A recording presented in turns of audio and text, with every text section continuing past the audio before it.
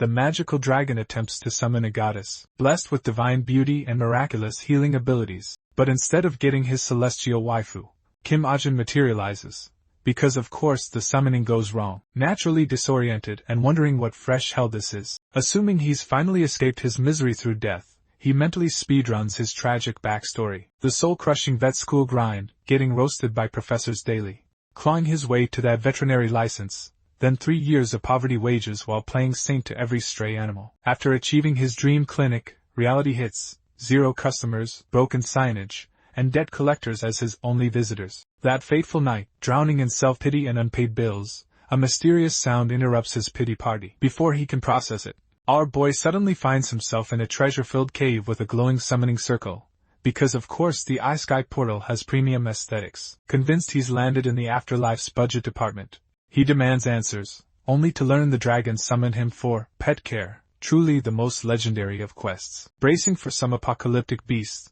our hero's jaw drops when the mighty dragon delicately opens its claws, to reveal a tiny, barely breathing fruit bat named Catlease.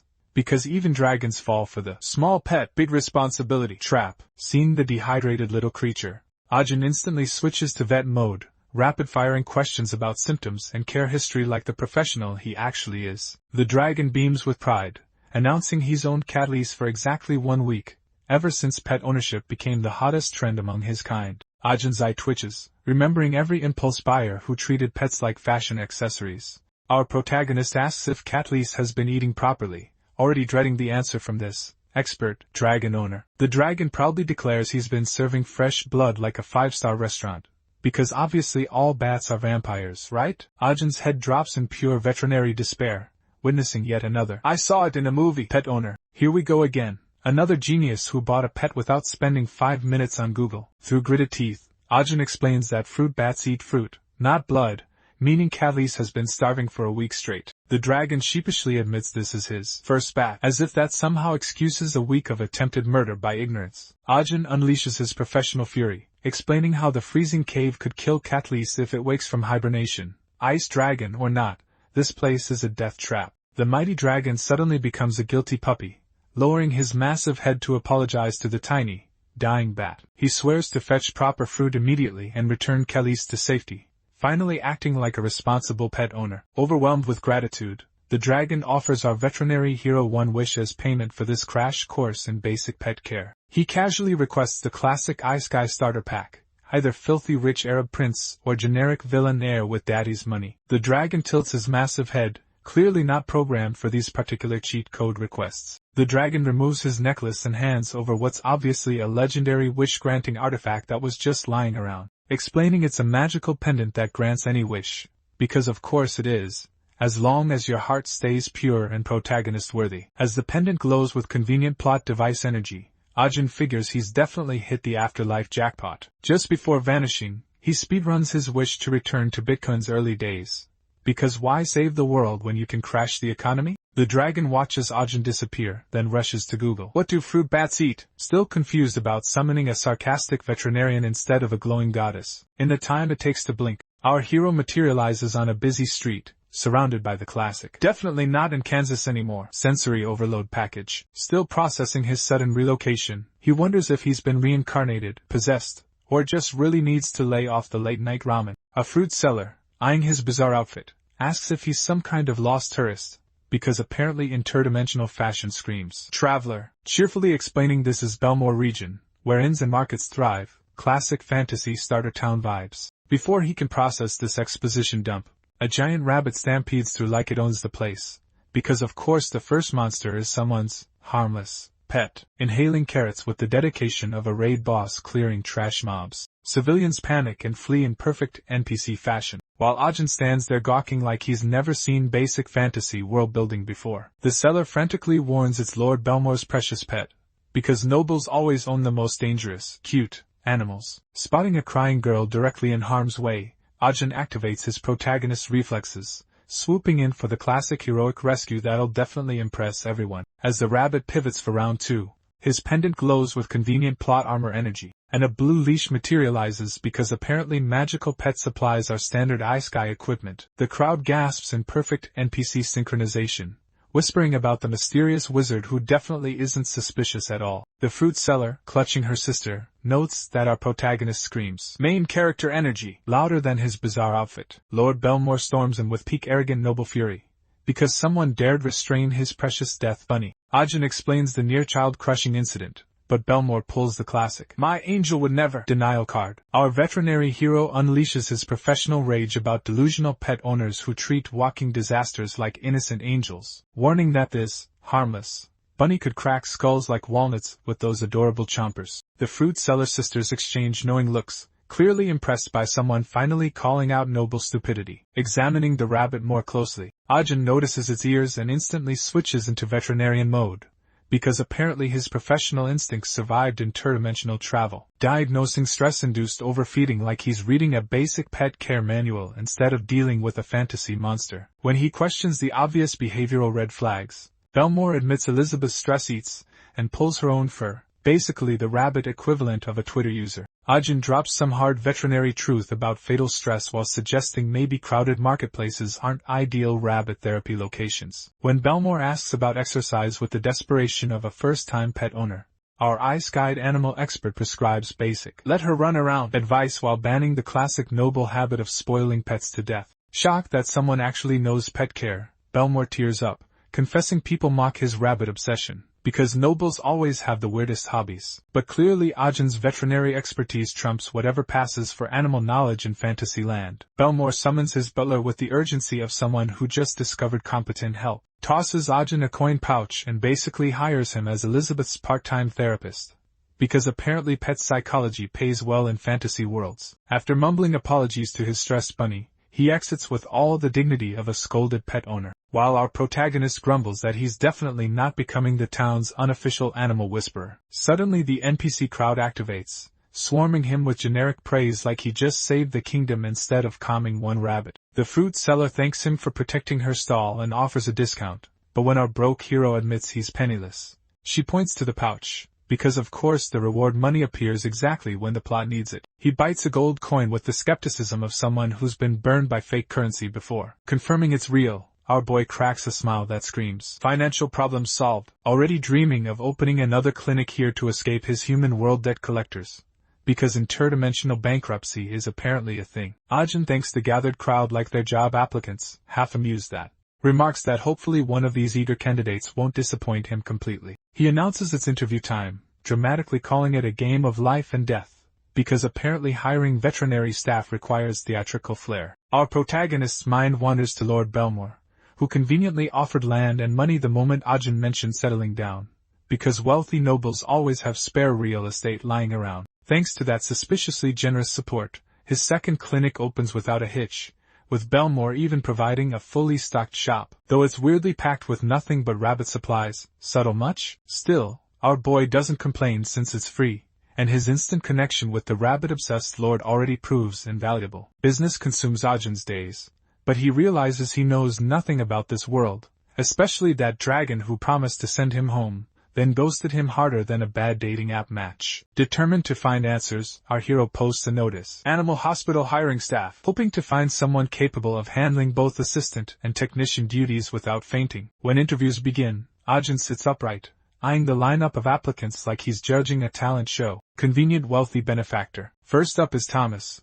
who launches into a riveting saga about his noble bloodline, daddy issues, and saintly mother, because apparently having rich parents qualifies you for veterinary work. Ajin's enthusiasm dies faster than a tutorial boss's health bar. Next, Philip boasts about his family's generations-deep animal expertise, which sounds incredibly promising, until he casually mentions they specialize in turning said animals into premium steaks. Mental red X appears over Philip's head as Ajin's hope crumbles. Finding competent help in Fantasyland proves harder than grinding for legendary drops. Candidate 3 shuffles forward, pale, sweaty, and radiating more red flags than a communist parade. Our hero nobly reminds himself that judging books by covers is wrong. This moral high ground evaporates instantly when the guy faceplants and starts groveling like an NPC begging for mercy. Ajin mentally updates his hiring policy. Appearances absolutely matter, and desperation is not a job qualification. A young woman steps out from the line and delivers a knockout punch to the groveling guy,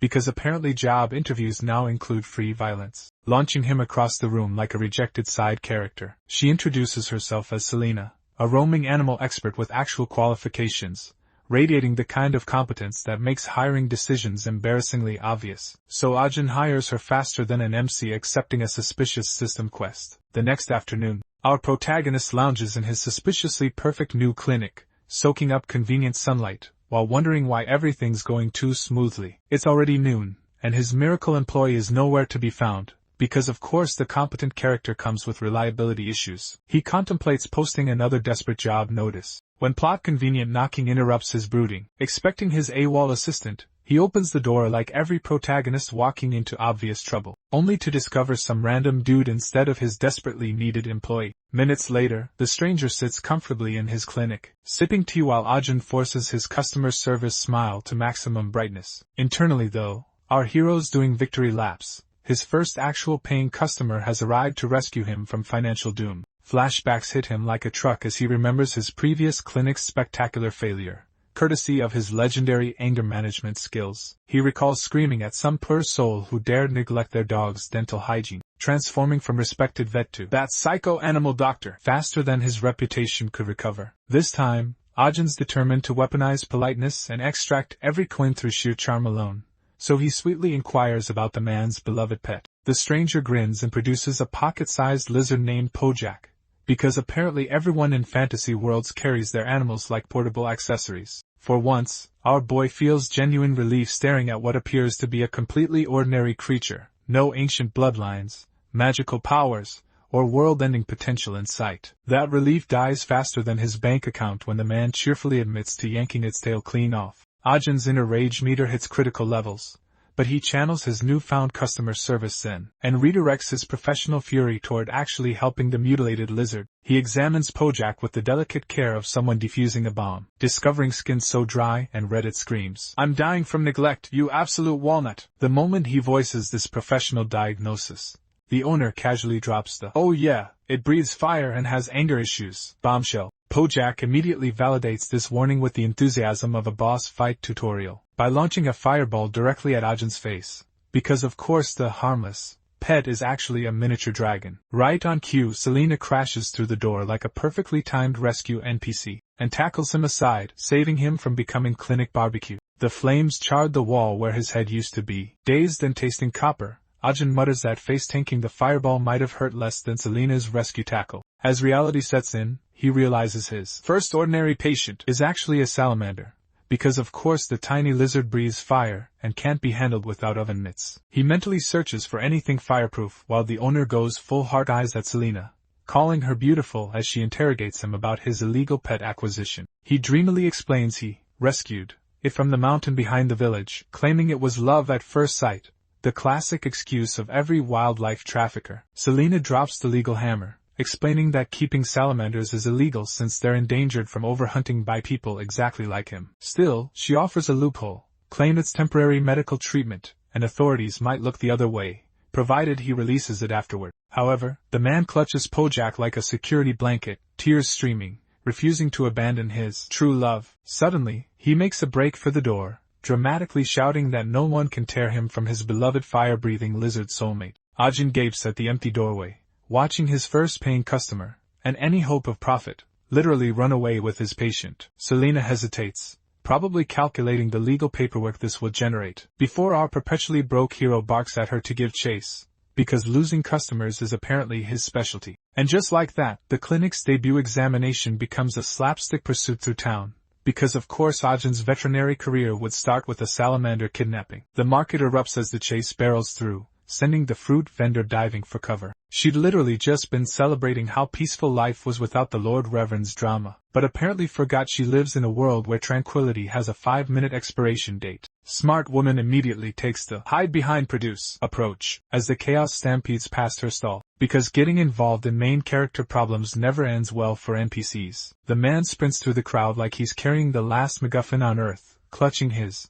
precious, with peak obsessive pet owner energy, while our cardio-challenged hero wheezes behind him, proving that veterinary school clearly skipped the chase scenes curriculum. The stall lady wisely adopts the "not my circus, not my monkeys" philosophy while watching this textbook main character disaster unfold. The fleeing man babbles about evil forces conspiring to separate true love, because apparently wildlife trafficking comes with built-in victim complex. Our dynamic duo keeps up the pursuit with all the grace of a tutorial chase sequence, until their stamina bars hit zero, prompting Selena to helpfully point out that Ajin's fitness level screams, "I skip leg day permanently," then snaps back to business mode because someone has to remember the actual medical emergency. He admits the salamander's molting situation has reached ticking time bomb levels of urgency. Selena's face shifts to, "Oh crap, we have a walking disaster" mode as the implications hit. A salamander that can't molt properly becomes a living grenade, turning its molting failure into everyone else's explosive problem. There's no time for a breather.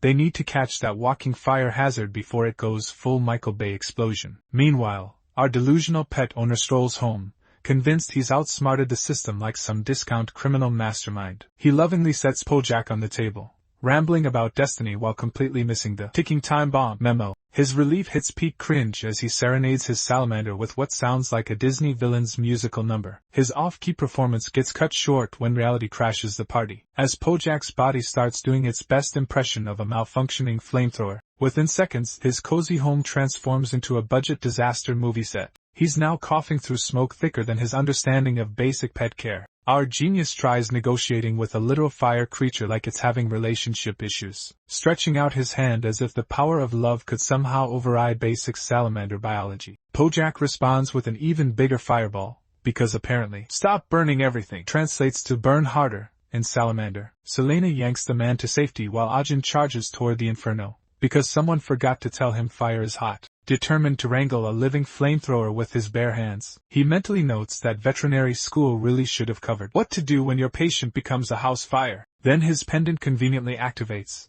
because magical jewelry always knows when the plot needs saving. When the glow fades, a fire extinguisher materializes in his grip. No time to question this suspiciously convenient miracle. He charges forward, spraying foam like the world's most reckless firefighter, until the salamander finally stops cosplaying as a natural disaster, and silence returns, broken only by steam hissing, because dramatic moments need sound effects. Selena surveys the charred wasteland while the man sits in his ruined home, probably rethinking his pet choices, muttering that the explosion was obviously from mold blockage, because apparently basic pet care is rocket science. He swears he'll do better next time, clinging to delusion like it's a security blanket. Our protagonist watches silently, wondering if this guy thinks love means ignoring instruction manuals. Affection without knowledge, Ajin realizes, is just narcissism wearing a heart costume. Later in the forest, Pojak has successfully molted, shocking absolutely no one who reads care guides. Selena observes how vibrant it appears now that it's not a walking time bomb, while our hero gawks at its newfound size like he's never seen growth spurts before. The man stares with misty-eyed pride,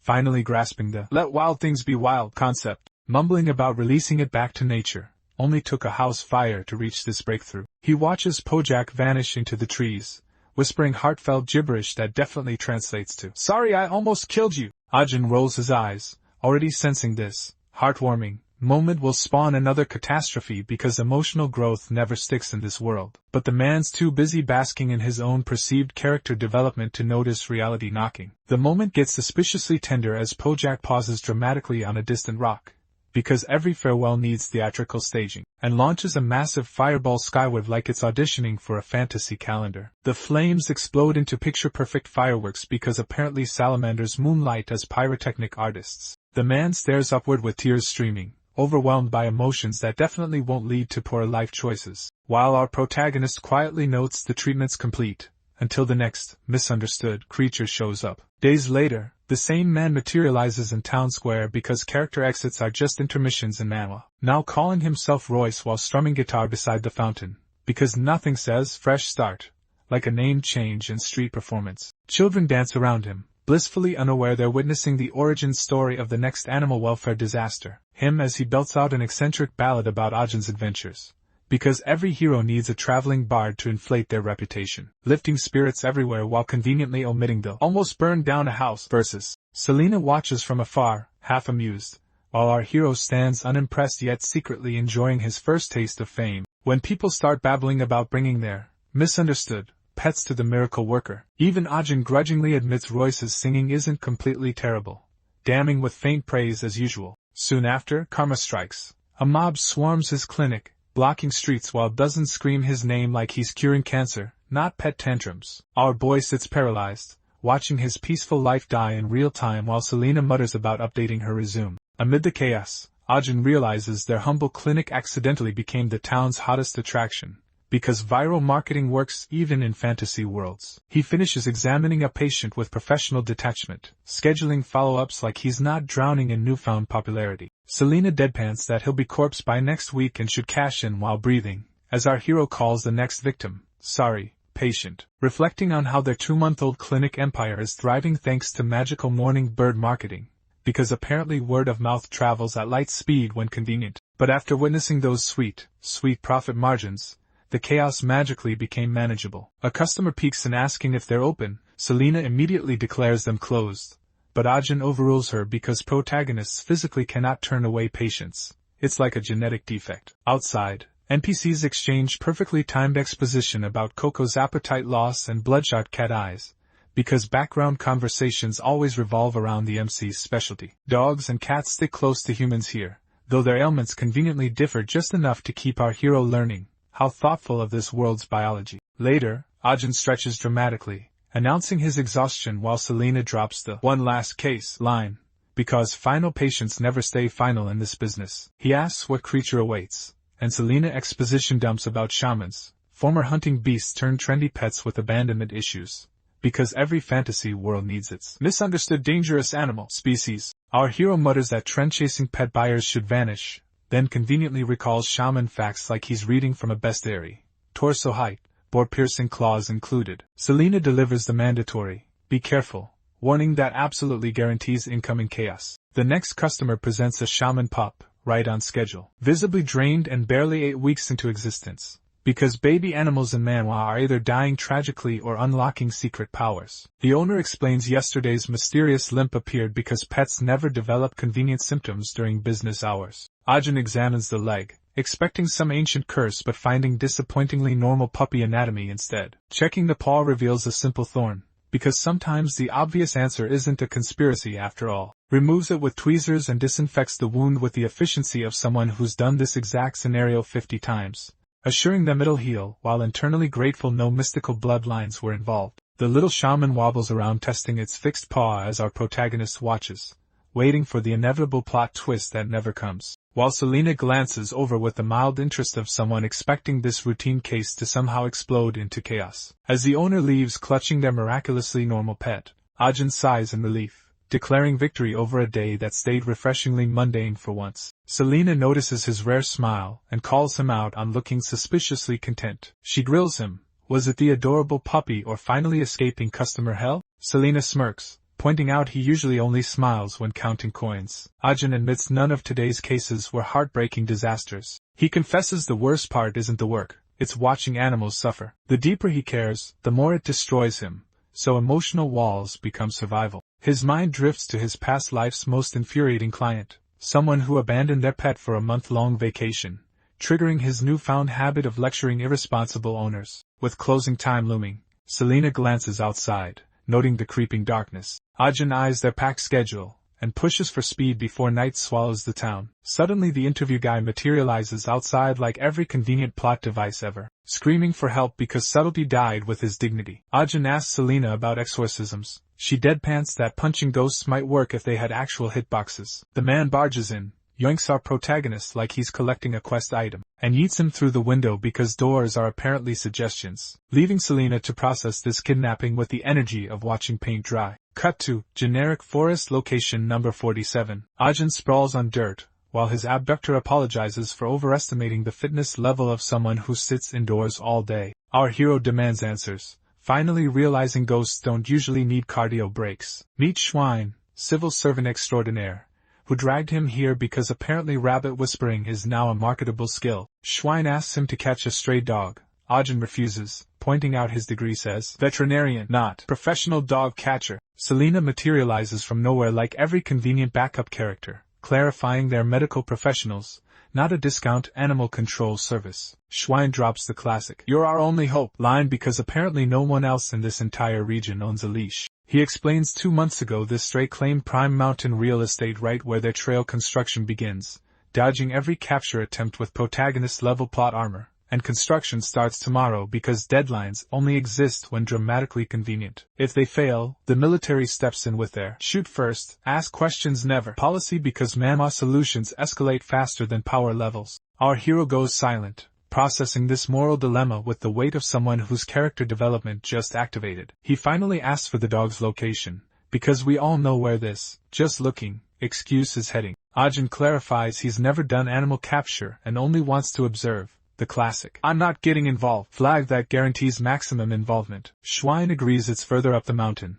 probably in the most inconvenient location possible. Ajin insists he hasn't committed to anything while Selena smirks knowingly, predicting his inevitable heroic cave-in with the accuracy of someone who's read this script before. At the site, Schwein points out the stray's usual hangout spot like he's marking a boss arena on the minimap. Suddenly, a noise catches their attention because peaceful moments are illegal in Manhwa, and a shaman emerges from the shadows with perfect dramatic timing. Ajin recognizes it instantly because animal experts have built-in species identification. While Selena notes that trendy pet ownership usually ends in abandonment once the novelty wears off, shamans became Instagram accessories until owners realize they require actual care beyond photo ops. When Ajin observes the shaman's condition with his veterinary eye, he diagnoses 2 months of solo survival and a diet consisting of hope and regret. Suddenly, forest noises trigger everyone's monster paranoia because obviously something worse is coming. Our protagonist turns toward the sound like every horror movie character who's never seen horror movies. Just as the shaman unleashes a horror movie screech that says, "I choose violence,"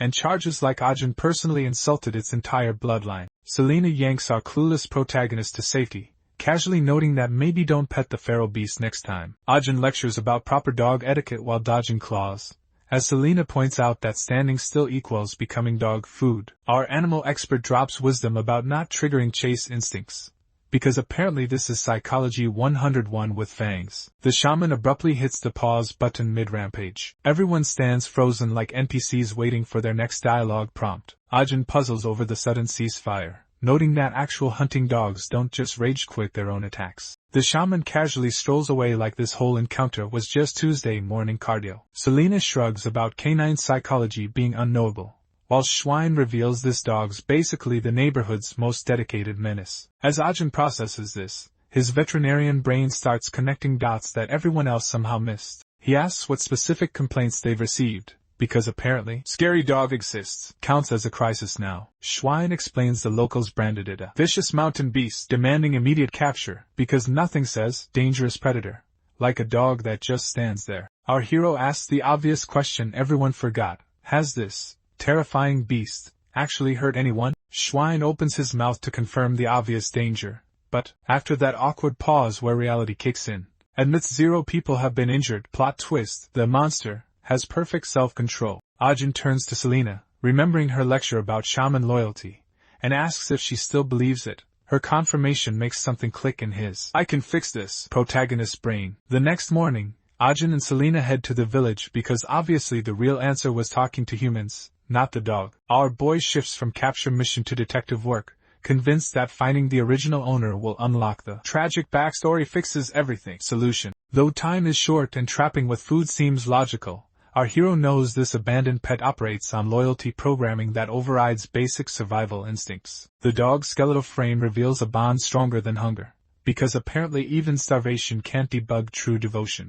As they walk through another quaint village with dark secrets set up, flashbacks conveniently organize themselves in Ajin's mind like a perfectly timed exposition dump. He recalls owners who whisper, "Stay, I'll be right back," before vanishing forever. The classic abandonment combo of false promises and selective amnesia. Our protagonist channels righteous fury at pet abandoners because someone needs to represent basic human decency in this moral wasteland. With main character determination activated, our hero vows to drag the owner through a guilt trip masterclass when the inevitable confrontation arrives. As they begin their village investigation speedrun, the "everyone hates the misunderstood creature" trope unfolds perfectly. Gabriel's husband can't work, parents ban forest trips, and danger rumors spread like social media misinformation. Even random children parrot the same fearmongering because apparently this village shares one collective brain cell. An old man drops cryptic money loss hints from years past, because mysterious elder backstory is mandatory. One fact emerges.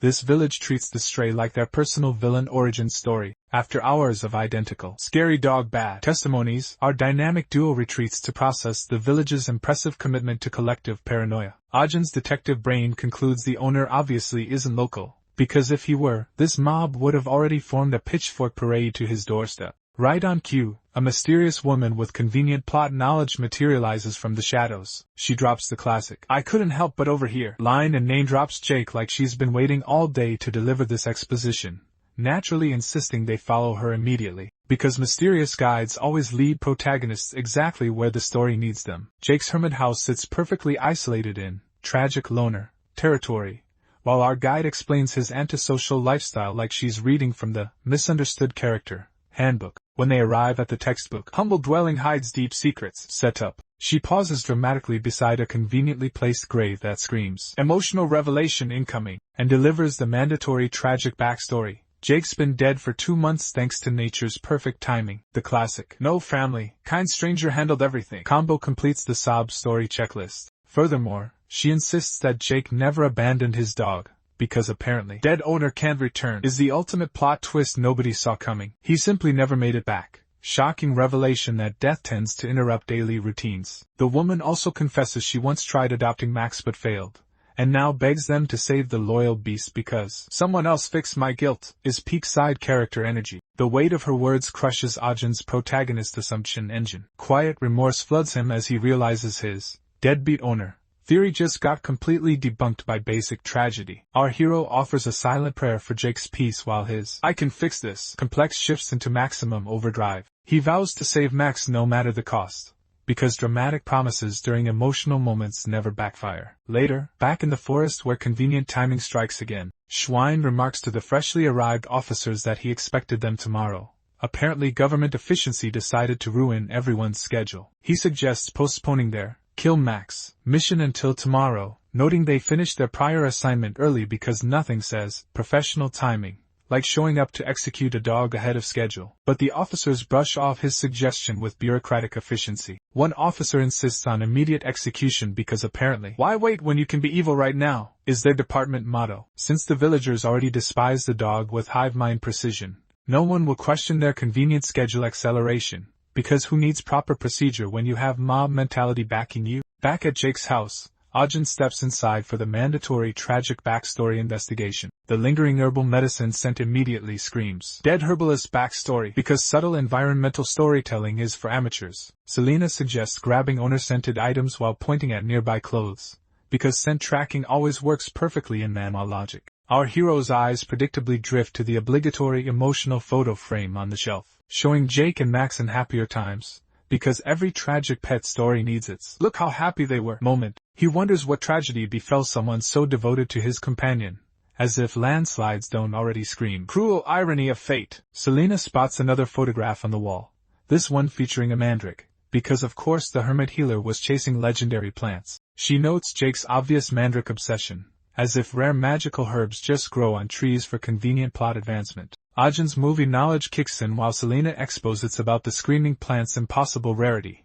Naturally, it's both deadly and priceless. Both recall yesterday's mysterious forest shriek, because mysterious sounds always connect to the main quest. The mandrake's incredible value gets emphasized, as if we needed more reasons for this fetch quest. Every herbalist's ultimate prize, conveniently located in their current area of operation. Meanwhile, Max broods dramatically outside his cave, gazing skyward like every tragic animal companion, lost in perfectly timed flashbacks about his deceased owner, because emotional backstory waits for no one. Rain-soaked memories surface, Jake laughing at sudden downpours, debating shelter timing with his dog like a wholesome Disney movie. The fire crackles to life in his recollection. He draped a woolen blanket over Max with the kind of gentle care that screams doomed mentor figure, warning him about catching cold because apparently even dogs need parental nagging in manhwa. Max snuggled close with that perfect pet loyalty that exists solely to maximize future emotional damage. And Jake, despite his exhaustion, smiled with the tragic optimism of someone whose death flags are practically glowing neon. While scanning their shelter, Jake spotted a suspiciously convenient plant growing near the cave wall. Recognizing those telltale leaves with herbalist protagonist knowledge,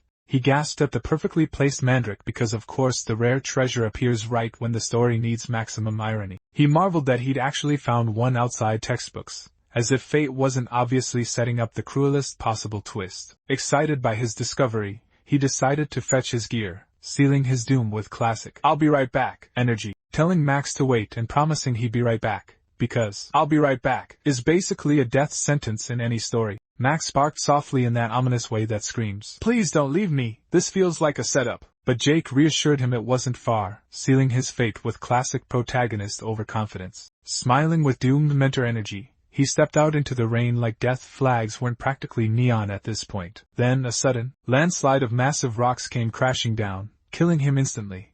Because manhwa irony waits for absolutely no one. Time passed with tragic montage efficiency while the fire died out, because even cave ambience knows when to be dramatic. But Max continued waiting faithfully, demonstrating that loyalty stat that exists purely to destroy readers emotionally. The next week, some tourists passed by with perfect plot timing, because witnesses always arrive exactly when needed. One of them noticed the dog had been there for a while, stating the obvious with that NPC dialogue energy. They assumed he'd been abandoned and, feeling pity for the stray, decided to feed him. But when they approached with their misguided kindness, Max shrieked and backed away because traumatized animals can't distinguish between help and harm, driving them off. Startled, the tourists left, muttering that the dog was dangerous, because clearly loyalty equals aggression in their tourist logic. Max returned to the cave and resumed his eternal vigil, unaware his wait had become permanently pointless. In the present, as Max drowns in perfectly timed tragic flashbacks, the officers approach with that "we're the real villains" energy,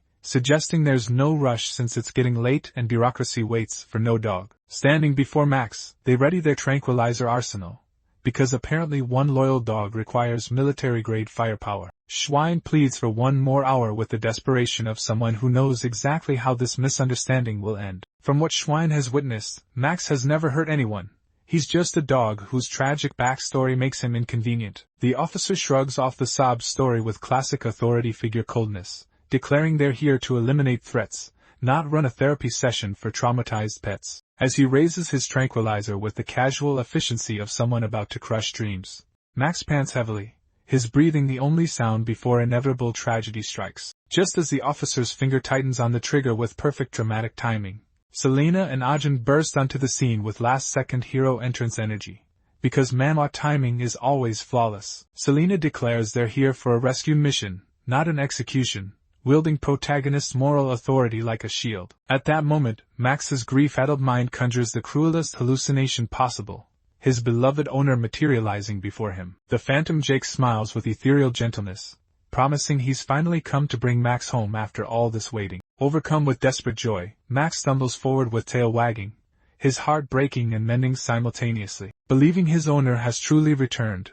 while our actual protagonist steps closer to witness this devastating display of loyalty. His voice drops to a whisper as he breaks the harsh truth. He's not Jake, but it's finally time to go home. Night blankets the forest where a deer sprints for survival. A beast with hunger in its stride gives chase. Golden eyes slice through shadow like twin suns. Its bone-chilling shriek shatters the forest's peace. Morning's calm explodes as a panicked owner crashes into Ajin's clinic, desperately pleading for help. Our hero glances down to witness the impossible. A ping-ping panda so astronomically round it defies the laws of physics. He stares in disbelief as the owner insists their starving panda only manages 7 measly meals daily, clearly wasting away before their eyes. Schwein glides in with his trademark diplomatic smile, offering pleasantries to our eternally busy protagonist. The sight of him triggers Ajin's flashback to Max, because apparently every sad animal story must be connected to build maximum emotional manipulation. Max had camped at his master's grave like the ultimate loyal companion trope,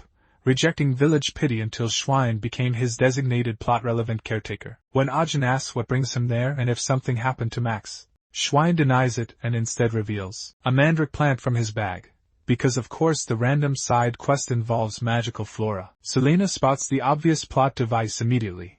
This mandrake's root sits exposed above soil, breaking every botanical rule like a rebellious plant protagonist. Schwein explains that Jake discovered this mandrake and kept it as a memento, because dead characters always leave behind mysterious magical items. Yet when they tried replanting it, the mandrake kept erupting from the ground, screaming like it's auditioning for a horror movie soundtrack. The entire village now rocks earplugs while some sport ruptured eardrums, because magical plants apparently come with zero volume control. Selena drops some convenient plant expertise, explaining that mandrakes throw tantrums worse than spoiled nobles when their feng shui gets disturbed. Schwein sighs that this botanical nightmare only behaves during nap time. Once awake, it transforms into an unholy screaming machine of village-wide suffering. He dumps the problem on Ajin with classic side character desperation. Our protagonist pulls the "not my department" card, insisting he's a vet, not a gardener, and anything that screams louder than his patients doesn't qualify as flora. Schwein escalates to "it's literally a demon," while Ajin suggests the church handle their exorcism needs instead of his animal clinic. The mandrake stirs with perfect dramatic timing,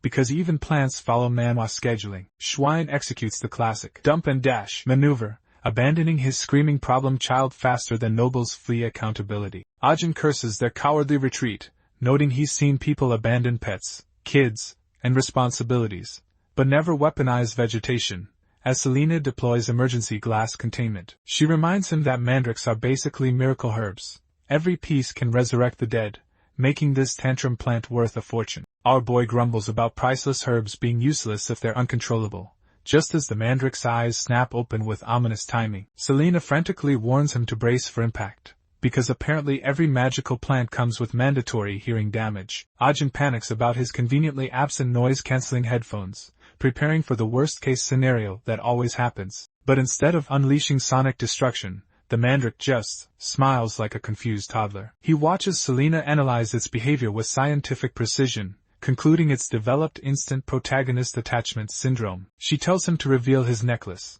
because mysterious jewelry always solves plant problems. The moment he complies, the mandrake's eyes explode with joy as it breaks into celebratory dancing, leaving our hero questioning reality itself. Selena bursts into laughter, comparing it to some sunflower toy, because every tense moment needs random wholesome comparisons. He grimaces at her disturbing analogy, wondering why everything sounds cursed when she says it. Despite his protests about running an animal clinic, not a botanical daycare, Selena dumps plant-sitting duties on him anyway. Later that night, because manhwa emergencies always strike at the most inconvenient hours, a desperate knock jolts our hero awake.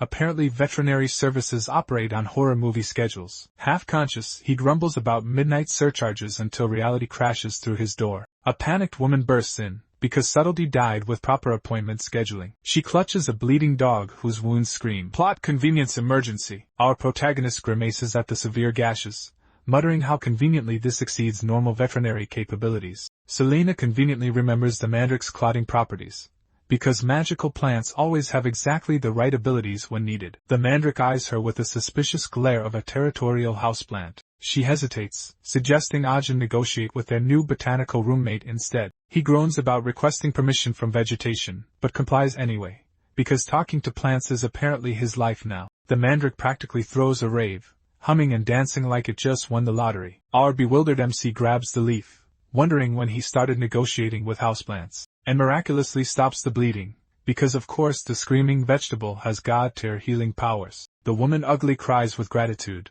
as if witnessing divine intervention. As our exhausted protagonist yawns, schedules her follow-up like a proper vet, and shuffles back to bed. Naturally, another desperate soul appears 30 minutes later, because emergencies have perfect timing. A man clutches a brutalized deer, its wounds so savage they scream torture, not hunting. And Ajin's experienced eye immediately spots the difference between necessity and sadism. These cuts reek of someone who got off on the animal's suffering. He growls about some sick freak being on the loose, confusing the villagers, who ask if that's some new dungeon monster, because apparently torture wolves are harder to identify than basic slimes. When a little girl quietly explains that it's Baron Doyle's pet wolf who tortures animals for giggles, our protagonist's disbelief turns into righteous fury as he rants about animal protection laws, shocking everyone with concepts from his previous world. The villagers remind him that the Baron is untouchable nobility, because of course the trash-tier villain has plot armor. Our hero rails against the injustice, shouting about democracy and human rights to people who think those are exotic spells, until Selena reminds him to focus on treating the deer instead of starting a revolution. A week later, chaos erupts outside the clinic as desperate pet owners swarm the entrance, all demanding the miracle doctor save their tortured animals. Exhausted and overwhelmed, Ajin snaps and leads an impromptu rebellion toward Doyle's mansion, chanting about justice, because nothing says keeping a low profile like starting a peasant revolt, until the Baron's guards arrive to remind everyone how these confrontations typically end. When they ask for our protagonist, he mutters about their terrifyingly efficient gossip network before stepping forward, because hiding your identity lasts exactly 5 minutes in Manhwa villages. To his surprise, the guards bow respectfully instead of dragging him away in chains, and escort him to the castle like he's some honored guest rather than a peasant revolutionary. Inside, he finds a massive blood-fang wolf sprawled dramatically on marble floors, because irony has perfect timing. Baron Doyle kneels beside his precious baby, desperately begging the same vet he's been terrorizing to save his beloved torture pet. Our hero and Selena freeze, processing the cosmic joke of healing the very monster that's been their nightmare fuel. After a week of escalating beast attacks, the townspeople huddled together spreading rumors about mysterious forest creatures, because accurate information is apparently banned. Wild theories fly about the banished wolf's death spawning an even deadlier man-eating behemoth, because monsters always level up off-screen. Panic spreads through the crowd as half the village considers fleeing to safer settlements, because running away always works in monster stories. Others wave off the panic, citing Baron Doyle's monster subjugation operation, because naturally the trash Chernobyl becomes a hero when it's convenient. They gush about massive forest traps and round-the-clock patrols, as if the same guards who kneel to MCs suddenly became competent. The villagers praise their dependable Baron with touching faith, completely ignoring his hobby of torturing animals until last week. Our hero nods along, knowing the truth behind this perfectly timed PR campaign. He recalls the Baron's Oscar-worthy performance, wailing about his attacked child, while servants orchestrated damage control like a medieval spin team. Selena notices his skeptical expression, because love interests always read MC's mood perfectly. Our protagonist mentally maps the attacks, injured animals clustered near the eastern forest, conveniently close to helpless villagers, while the Baron's wolf incident happened deep in the west, yet somehow that's the only search zone. The Baron's men ignore the actual danger area entirely, focusing their hunt where no villagers ever venture. Selena shares his suspicion, noting that locals avoid the western woods, making it the perfect place for a fake investigation. A place conveniently rumored to be haunted, because of course the real danger zone gets spooky folklore to keep people away. As they discuss, a glass workshop craftsman calls them over, announcing that Ajin's custom order is complete, because medieval artisans apparently moonlight as precision medical equipment manufacturers. The syringes are ready, somehow. Their mouth blown, reinforced glass mixed with albarium powder, resistant to heat and shock, basically medieval-grade medical tech that puts modern hospitals to shame. Our protagonist examines them with the enthusiasm of someone who's never seen plot-convenient craftsmanship before, while the artisan dramatically insists this one-time miracle can never be repeated. Classic, limited edition, NPC behavior. Ajin throws money at the problem, instantly securing future orders despite the craftsman's theatrical protests about impossibility. Gradually, the clinic transforms with shiny new equipment appearing faster than Amazon Prime delivery, because medieval supply chains work at light speed for protagonists. Selena inspects the layout, amazed by the suspiciously modern organization, while our boy thinks this finally resembles an actual hospital. Shocking that basic competence impresses everyone. One day a man enters with herb bundles, because mysterious suppliers always arrive exactly when the plot needs them. He presents a botanical buffet of plot convenience, sleep herbs, stomach soothers, cough suppressants, and antiseptic wonders, because apparently this world's pharmacy section is perfectly stocked. Ajin gapes at these miraculous cure-alls, muttering that even his previous world couldn't match this convenient collection of exactly what any protagonist needs. While Selena rolls her eyes at his everything's suspicious routine, a girl bursts through the door with perfect timing, breathlessly announcing the monster's capture, because nothing says dramatic pacing like an urgent messenger arriving right on cue. In the forest, Baron Doyle poses with his entourage around the conveniently destroyed trap remains. Bestial roars echo through the trees as soldiers confidently declare their quarry cornered. Classic. "We've got him now" energy. As our skeptical hero approaches the obvious setup, a menacing shadow emerges with theatrical flair, only to reveal a small cat crying angrily, because apparently this is the legendary beast that terrorized an entire barony. Everyone falls silent as the soldiers process that their monster hunt just peaked at. Angry kitten, noting it looks like an ordinary street cat that wandered into the wrong manhwa genre. But the Baron insists this fluffy menace is the very creature that psychologically destroyed his battle-hardened wolf, pointing to its adorable claws and tiny teeth as irrefutable proof of its demonic nature. Ajin realizes the soldiers are dead serious about treating Mr. Whiskers as a national threat, as they throw a net over the cat like they're capturing an S-rank dungeon boss. The animal struggles and cries as the Baron laughs maniacally,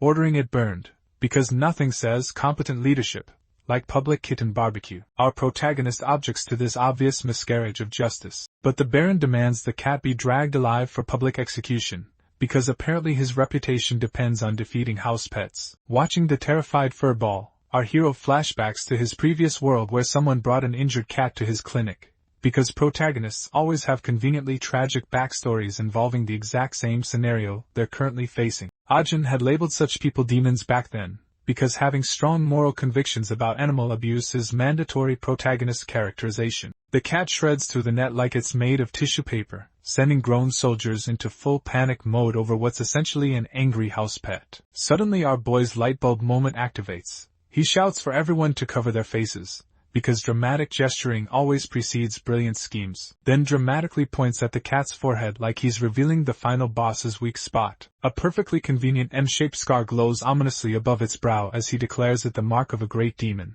because mysterious markings always appear exactly when the plot needs them. The harbinger of global plague, the dreaded mark of Corona itself, because apparently medieval fantasy worlds have pandemic lore that matches modern events. Ajin proclaims the kitten to be a demon incarnate, the living embodiment of pestilence, because turning cute animals into apocalyptic threats is peak manhwa logic. Spinning a tale about infection spreading through rats before this cat devoured them and absorbed their dark magic, because power absorption through eating is standard fantasy mechanics. Transforming into an even deadlier disease vector through convenient monster evolution rules. According to our protagonist, this adorable apocalypse harbinger will personally delete half the population once its cuteness plague spreads. The bloodthirsty mob pauses mid-pitchfork raise, suddenly questioning their kitten execution priorities. The soldiers deploy their signature "That's ridiculous" scoffs while still pointing swords at a house cat. Baron Doyle channels his inner truth seeker, demanding facts from the guy who just compared Mr. Whiskers to the Black Death. Despite their skepticism,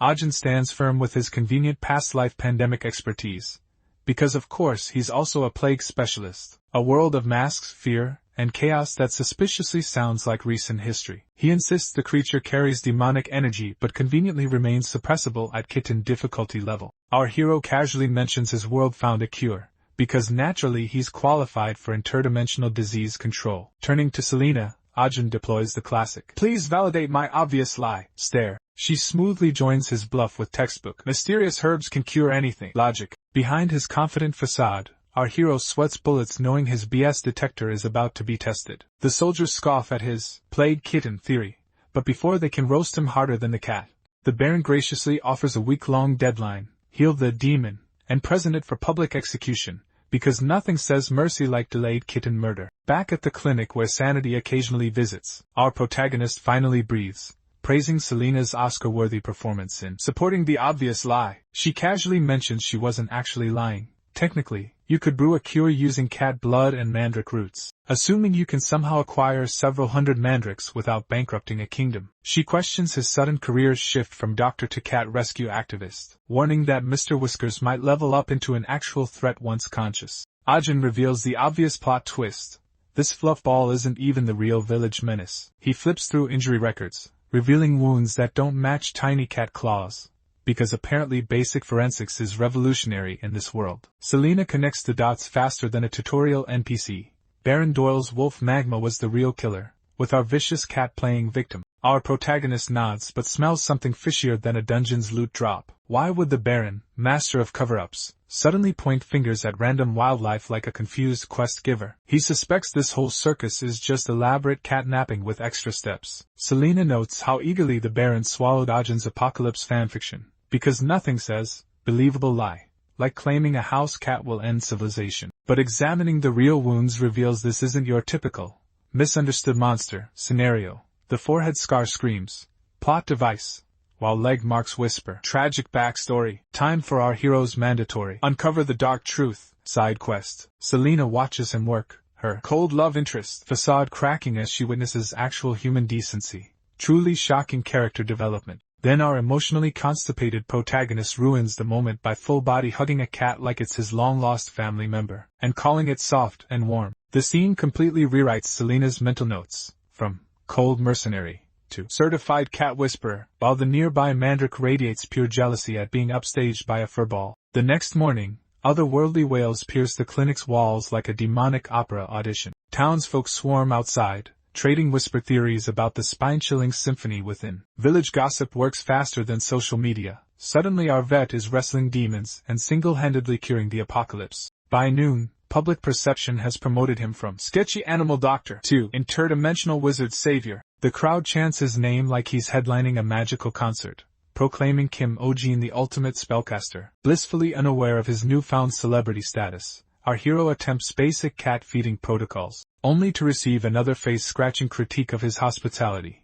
This ungrateful furball's attitude really grinds his gears. But he notices the beast has mysteriously downsized overnight. Selena observes the furball's incredible shrinking act over 3 days, theorizing it's burning through demonic energy like a poorly optimized mobile game character. Ajin delivers the shocking revelation that hunger makes creatures cranky. Truly groundbreaking medical analysis. It's the classic starvation rage loop where anger burns calories, creating more anger in an endless cycle of hangry destruction. As our hero desperately wishes for some mystical pet food called Koro, his chest suddenly seizes up like a mandatory plot device activation. The dragon necklace decides its main character moment time, glowing with convenient magical energy. The light materializes into chocolate treats because apparently this world's magic system runs on snack dispensing. The treat launches directly into the cat's mouth with GPS-level precision, instantly transforming our demon into a purring food critic savoring its 5-star meal. Ajin melts faster than the chocolate, showering his new furry overlord with the affection of a devoted cat parent, while Selena watches in silent disbelief,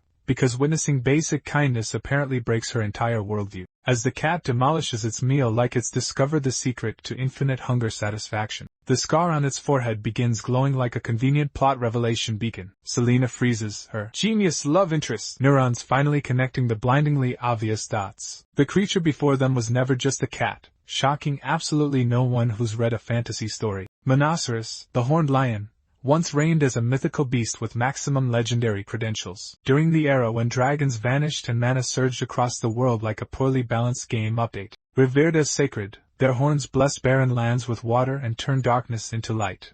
Because of course they had multiple overpowered abilities. Their hearts held miraculous mana-generating power while their horns served as divine energy channels, yet touching them meant instant death. The ultimate look but don't touch legendary creature. After the great mana famine, they disguised themselves as smaller creatures to survive, maintaining their divine pride while refusing mortal taming. Classic, fallen nobility. Backstory complete with stubborn attitude. Except by one entity, the legendary spirit of healing that even divine beasts couldn't resist. At the clinic, the miniature terror finally achieves bathroom success, and Ajin celebrates this milestone like he's won the lottery. While bribing it with more magical Koro treats, Selena watches nervously, wondering if constantly feeding demonic snacks to an apex predator qualifies as responsible pet ownership. Meanwhile, at Baron Doyle's mansion where evil plotting happens on schedule, a spy delivers the shocking intel that their target Apocalypse Beast now gets bedtime stories and belly rubs. The Baron processes this absurd report, while his kneeling soldiers exchange "Are we the baddies?" glances. They nervously mention the whole Devil's Lion Plaguebringer situation, gently suggesting their enemy might be slightly above average difficulty. They remind him that 0 humans have ever successfully befriended a Monoceros, and in worst-case scenarios, these walking mana reactors can literally explode entire kingdoms into dust. Baron Doyle shifts uncomfortably, recalling Ajin's cryptic warnings about world-ending plagues, because apparently every MC comes with apocalyptic backstory knowledge. He also remembers that Monoceros supposedly reject all human offerings, yet another, impossible, rule about to be shattered by plot convenience. Now he's wondering if our protagonist possesses that classic secret knowledge nobody else has, superpower. The next morning, the clinic buzzes with typical slice-of-life energy before the next dramatic revelation. New assistant PO cheerfully calls patients forward, blissfully unaware he's entered a world where veterinary work involves legendary beasts. Everything runs smoothly, a sure sign that chaos is about to erupt within the next 5 minutes. Meanwhile, Selena's patient snaps at unruly patients, her magical temper building toward an inevitable outburst. She unleashes magic on customers like a stressed retail worker with supernatural powers, sending the clinic into predictable pandemonium, while Ajin gapes in horror. Then Selina pulls the classic, mysterious departure move, requesting sudden leave and vanishing without explanation. Later, Ajin finds her conveniently dramatic handwritten note, because text messages apparently don't exist in fantasy worlds. The sloppy calligraphy only fuels his frustration as he rants that even real veterinarians wouldn't ghost their jobs with kindergarten-level handwriting. Desperate for help, he calls on Pio, a nearby acquaintance, to fill the convenient plot hole, because reliable backup characters always appear exactly when needed. To his surprise, Pio proves exceptionally capable at being the perfect temporary replacement with zero training required, handling clients, lifting supplies with mysterious competence, and maintaining order with the kind of cheerful diligence that screams permanent hire incoming. Her flawless work ethic impresses our hero so much that he starts considering her for a permanent position, shocking absolutely no one. Amid the busy day, Ajin notices something odd that will definitely become plot relevant. The clinic, normally filled with animal noises, has suddenly fallen silent in that ominous "something magical is happening" way. The next morning, the mystery reveals itself with perfect narrative timing when a familiar patient returns, Ping Ping the hamster, because of course the cute mascot character makes a comeback. Ajin stares at his former pocket-sized patient, now sporting the dimensions of a small dog, because apparently, gradual growth isn't dramatic enough for this world. The owner casually drops, "Flopper dog," like it's obvious, leaving our interdimensional vet to realize he's been using Earth terminology this whole time. When questioned about his hamster knowledge, Ajin scrambles for an excuse with all the subtlety of a guilty child. But Pio swoops in with the perfect cover story, smoothly explaining away his otherworldly origins. She spins his alien knowledge into exotic foreign education, and the owner buys it completely, because everyone loves the "studied abroad" explanation for impossible competence. Impressed by this flawless damage control, Ajin immediately promotes his convenient plot device assistant to permanent staff. Returning to the supersized Ping Ping, he conducts his examination while marveling at another, impossible, transformation that somehow makes perfect sense. The creature's bizarre new proportions scream magical enhancement, because normal biological growth is apparently too mundane for this clinic. Meanwhile, the resident cat watches with that classic "why does everyone else get cool upgrades?" jealousy. Unable to contain its envy, the feline launches itself at the hamster in a predictable pet rivalry moment. The moment it makes contact, because of course touching triggers the magic multiplication glitch, Ping Ping splits into 3 identical copies, pulling the classic mitosis ex machina that breaks all biological sense. Everyone in the clinic freezes in mandatory shocked silence panels. Ajin struggles to process what he's seeing, his brain blue screening at yet another, impossible, event that's apparently Tuesday in Fantasyland. The owner, overjoyed, hugs the 3 creatures, declaring that after years of loneliness, because backstory trauma always surfaces at convenient moments, Ping Ping finally has a family, solving emotional problems through magical pet duplication. One of the smaller copies bolts across the room with that predictable, cute chaos energy, triggering a slapstick chase sequence because small magical creatures must always cause maximum property damage. Selina suddenly returns with perfect dramatic timing, effortlessly capturing all 3 like some beast-taming protagonist, 2 in her hands and 1 between her teeth, and declares them to be bloops with the confidence of someone who definitely has secret knowledge about magical creatures. The owner admits he received the creature as a gift from his father,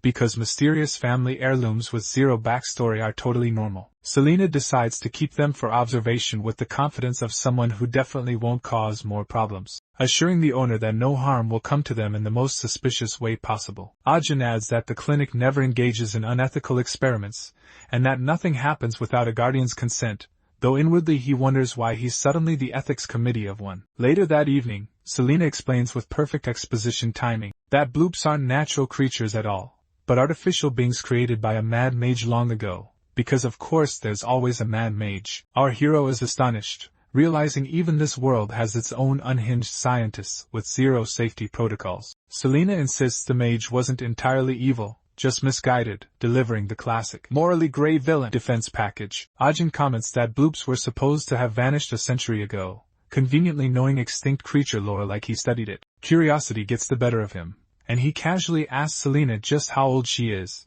because asking a woman's age always ends well. Before she can reply, a strange gurgling sound erupts from the scunjon nearby, prompting our protagonist to turn with the kind of concern reserved for plot devices disguised as medical emergencies, only for a perfectly timed knock to interrupt him, because heaven forbid we resolve one crisis before the next arrives. From behind the door, a soldier announces Baron Doyle's arrival with all the subtlety of a dungeon break during a wedding. As Lord Baron storms into Ajin's clinic declaring he'll retrieve his monster, our protagonist panics with the grace of someone who definitely didn't see this obvious plot development coming despite having a whole week to prepare. He hasn't had time to prepare because apparently caring for one cat consumes more energy than managing an entire guild. Forcing a nervous smile, our hero greets the noble while internally screaming about Selena's convenient disappearance, because mentors always vanish when you actually need them, leaving him to face Baron, zero patience, Doyle, who refuses tea and demands immediate monster viewing like the world's worst customer review. But Baron coldly points out that an open clinic obviously means completed treatment,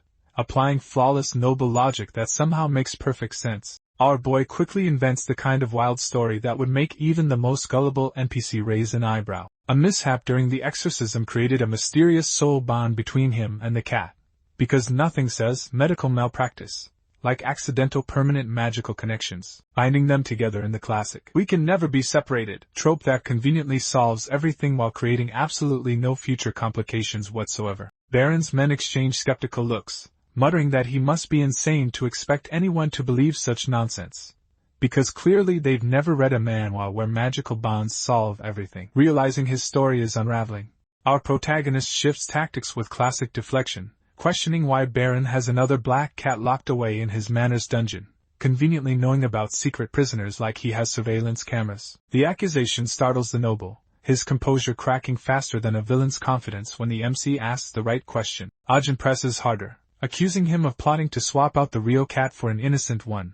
Baron angrily denies it with the defensive energy of someone absolutely guilty. Baron shifts blame like a true corrupt noble, insisting the village attacks were caused by Ajin's recklessness, while our hero counters that the real culprit was Baron's own wolf. Producing a medical chart as proof, he shows the wounds match the wolf's claws, because our MC apparently moonlights as a forensic expert now. One thug snatches the documents, and tears them apart with the intellectual prowess of a typical noble lackey, then mocks him, while our protagonist grits his teeth, silently cursing the lack of digital backups in this medieval nightmare. Suddenly one of Baron's men shoves Ajin aside and approaches Sunjo's cage, because subtlety is clearly not in their job description. The cat hisses and lashes out, clawing at the intruder, while our boy's thoughts race faster than his plot armor can protect him. Summoning a steel carrier would blow his cover faster than an OP protagonist hiding their power level, and flashing weapon screams, "Guilty," in every language. He clutches the pendant around his neck like a gacha player debating whether to use their last premium currency,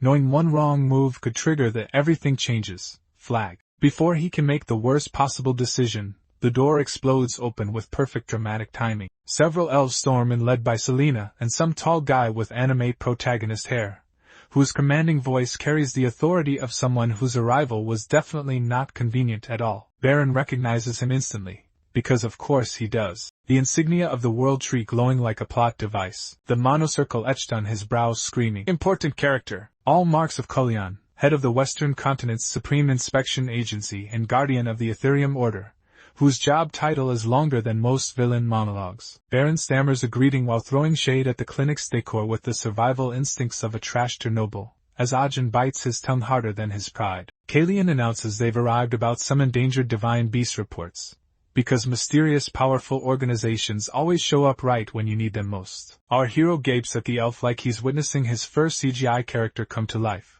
finally understanding why his mentor pulled the classic "disappear when things get interesting" move, when she hands the cage to Kullion with the reverence of passing along a legendary artifact. The plot twist hits harder than obvious foreshadowing should. Her subtly pointed ears suddenly make sense. She's been the token elf companion all along, now warning her superior about the dangerous housecat with all the gravity of a raid boss briefing. Kullion chants with the kind of elaborate magic that takes longer to cast than most fights last, wrapping Sanja in convenient blue plot device energy. As the creature floats like it's defying both gravity and budget constraints, he inspects the wound with the precision of someone who definitely read the lore manual, recognizing the telltale cross-section of a world tree branch, because apparently mana extractors leave signatures more obvious than a villain's calling card. The kind of sacred essence draining device that definitely isn't sitting in every black market shop. His Zen master facade crumbles into righteous fury as he confronts Baron, demanding if he dared mutilate Sunja the Monoceros Horn,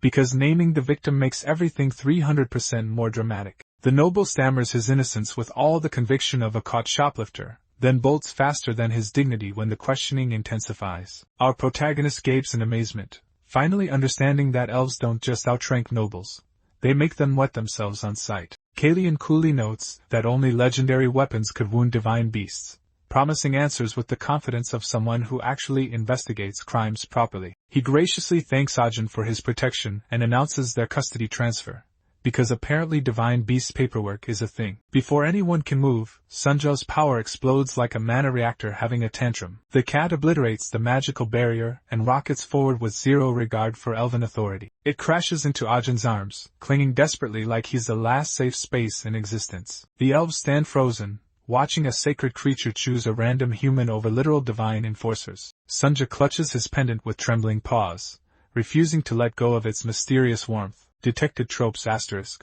Kalian's eyes lock onto the pendant like he's just spotted a legendary drop in a noob's inventory. He whispers to his squad that the wild rumors were actually true, because of course the most unbelievable gossip is always facts in Mana Land. Our MC squirms under the inspection, getting the same vibes as when his professor tried recruiting him for grad school. Awkward authority figure agenda detected. Even Selena now studies him with that classic "I know something you don't" stare. After the mandatory dramatic pause, Kalian shocks everyone by letting Ajin keep the divine pet. He explains that protocol demands dragging both human and beast to headquarters, but rules are apparently suggestions when plot convenience calls. Selena's endorsement seals the deal. She just shrugs with pique, whatever, energy while our boy questions how she stays this chill during literal fantasy FBI raids. Kalian waves his hands in standard spellcasting choreography, materializing a delicate necklace from thin air like every convenient magic item ever. He clasps it around Sanja's neck, a glowing power-up accessory that'll substitute for the missing horn because magical jewelry fixes everything. Sunja squirms like a cat getting dressed for Halloween, clearly offended by his new magical jewelry. An elf cheerfully explains it's basically a divine beast LoJack system, because apparently even sacred creatures need GPS tracking these days. Celian materializes a ring with the casual flair of someone handing out legendary artifacts like business cards. He casually mentions it carries Celestian family authority, because nothing says gratitude like political immunity. Ajin hesitates, recognizing the classic helpful gift that definitely won't complicate my life setup. Kalian insists on the ring ceremony himself, turning gratitude into an awkward fantasy engagement moment. The elves nod approvingly, as if witnessing a human receive plot armor in real time. Ajin stares at his first ever ring, wondering if he just accidentally got married to an entire elven house. The suspicious magical glow screams, "Definitely not cursed," louder than his survival instincts. He tries declining like a reasonable person, explaining that accessories interfere with honest work, shocking the gift-giving nobles. Kalian suggests thinking of it as armor instead of jewelry, while internally noting that Ajin has the fashion sense of a hermit, which, fair enough, most MCs do. Our protagonist doubles down with doctor-level stubbornness, insisting hand accessories would mess with his medical precision like he's performing brain surgery daily. Kalian doesn't push further, instead mumbling magical words with the confidence of someone who's about to override player choice anyway. The ring dissolves into light and tattoos itself onto Ajin's finger, because forced equipment upgrades are totally consensual. It actually looks pretty sick, defying all expectations of elven taste. Kalian instructs him to place the emblem over his heart and speak his family name, turning gift-giving into a mystical activation sequence. When Ajin complies, his finger lights up like he just unlocked a new skill tree. A holographic Kalian materializes with full fantasy zoom capabilities, explaining the communication magic before casually suggesting Ajin try saying light, because tutorial spells are mandatory. Our boy repeats the magic word and shoots a beam from his fingertip like he's cosplaying as a budget superhero. The elves watch with barely contained smirk energy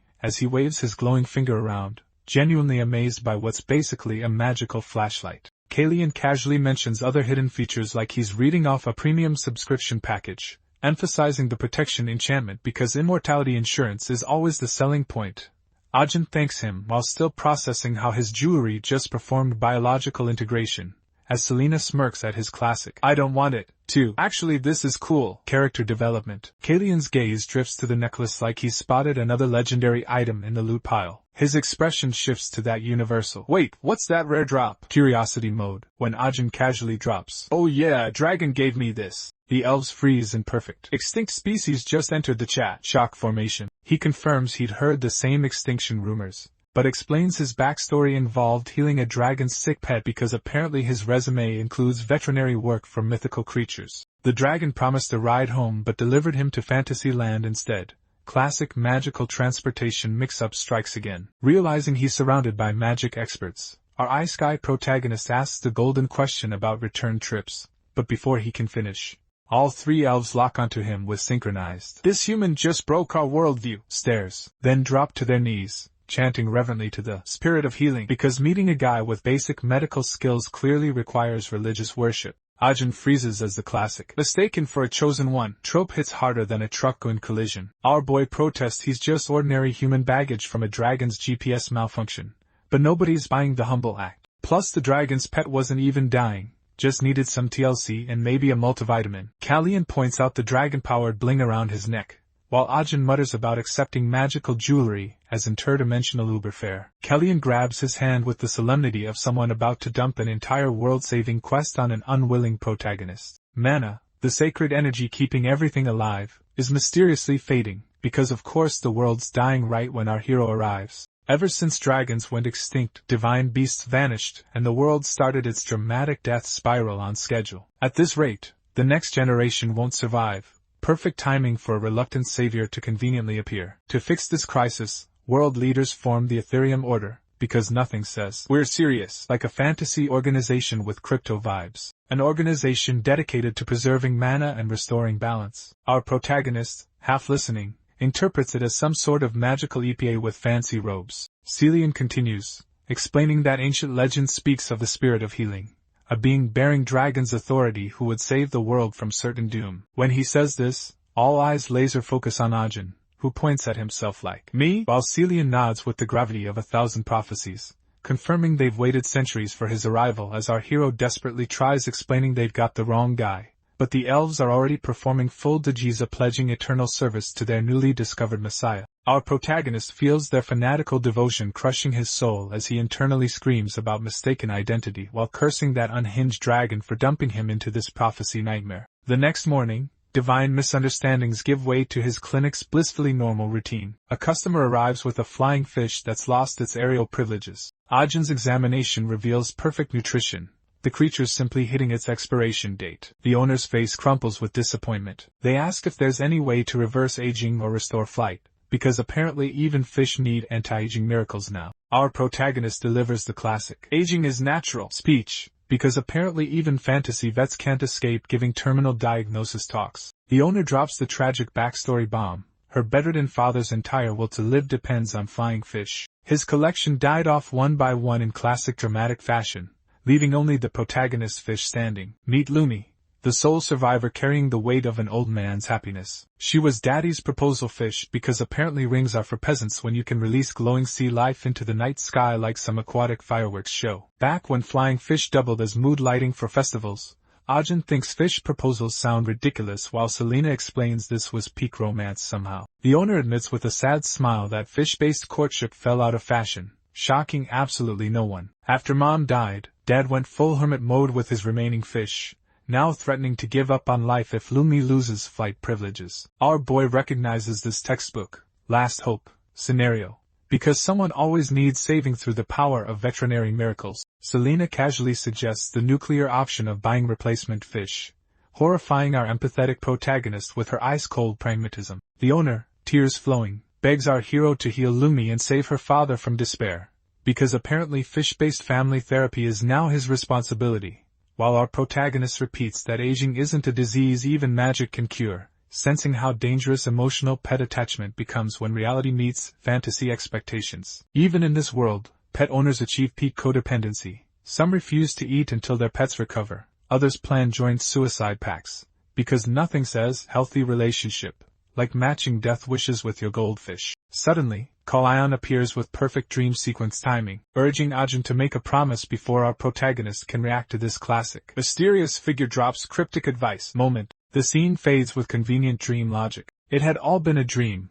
because of course the important plot revelation comes through subconscious messaging. In the morning, our hero greets Pio while sporting the classic prophetic nightmare survivor look, who immediately notices his dark circles, confessing she also stayed up all night in a stunning display of synchronized insomnia between deuteragonists. Pio assumes he was worrying about Lumi, though he denies it with the conviction of someone definitely worrying about Lumi. She reflects that the fish's condition might stem from mana deficiency rather than aging, because even veterinary problems need magical solutions in this world. She recalls how flying fish lost their glow as the world's mana drained away, because apparently even magical creatures can't escape environmental collapse. Ajin connects the dots. This world's facing magical climate change, complete with ecosystem breakdown that would make any environmentalist weep. The elves, chosen savior, prophecy suddenly hits different when you're staring at magical extinction in the face. Selena drops in with her usual perfect timing, confirming this disaster extends way beyond one sad fish. Half the mysterious illnesses plaguing animals, just good old-fashioned mana starvation masquerading as medical mysteries. Exhibit A: Monokoros,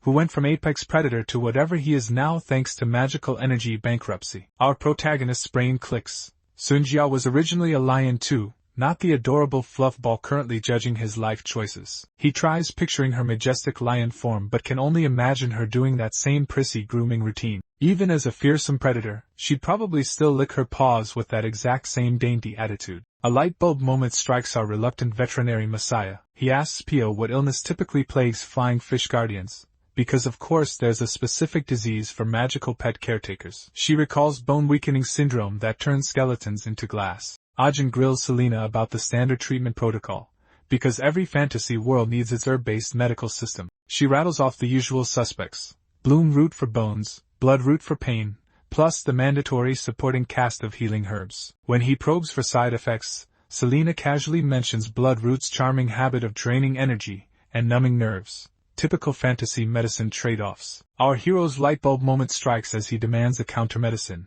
because obviously there's always an antidote to the antidote. Selena confirms such medicine exists but warns it completely negates the original treatment. Classic catch-22 healing dilemma. Still determined, our boy insists on the recipe. Selena dramatically gestures behind her with theatrical flair, and our protagonist realizes she means the mandrake. As he approaches, the mandrake scowls with obvious displeasure. Ajin diplomatically explains he only needs a few leaves, because negotiating with sentient plants is apparently Tuesday routine now. But the plant unleashes a banshee wail so ear-splitting that everyone, Selena, Pio, and our hero, desperately clamps hands over their ears. The mandrake erupts into theatrical sobbing, leaving him completely baffled. Pio theorizes it's throwing a tantrum because he's been giving Sunjaw all the attention lately. Our protagonist awkwardly admits he has zero experience with emotional plant therapy. Pio insists he at least give it a proper name, but when he hesitates, the mandrake cranks its crying up to maximum volume. Surrendering to plant politics, he christens it Kim Mandal. Instantly, the drama queen stops wailing and breaks into a victory dance. Ajin plucks 2 leaves, mentally noting how this world's creatures treat him like some Disney princess,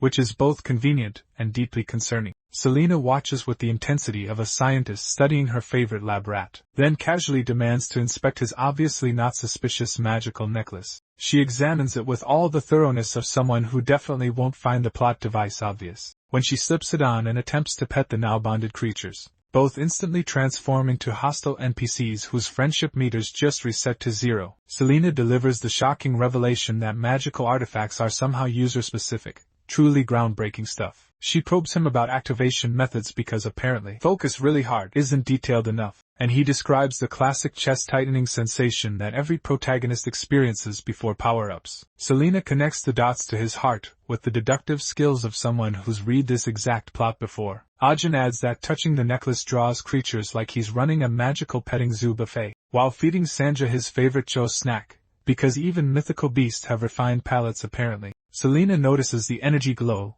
and deduces our oblivious protagonist is literally feeding his life force to pets like some mana vending machine. The thought alarms her because power-draining bonds never end well. Meanwhile, Pio announces the crushed leaves are ready and has prepared a potion, because grinding plants into miracle cures is standard fantasy protocol. She asks if she should bring another batch, and our hero agrees with the confidence of someone who definitely won't need backup plans. Selena watches him in silence, cataloging every impossible trait like she's checking off a prophecy bingo card. For the first time, she begins to wonder if he truly is the legendary spirit of healing, because subtle foreshadowing is apparently optional. At L'Oreal's mansion, where product placement meets fantasy nobility. She enters her father's room with his medicine, probably expecting a routine checkup, and finds him lying on the floor, because dramatic timing strikes again. She rushes to help him up, discovering he'd attempted the Herculean task of standing because Lumi wanted window access.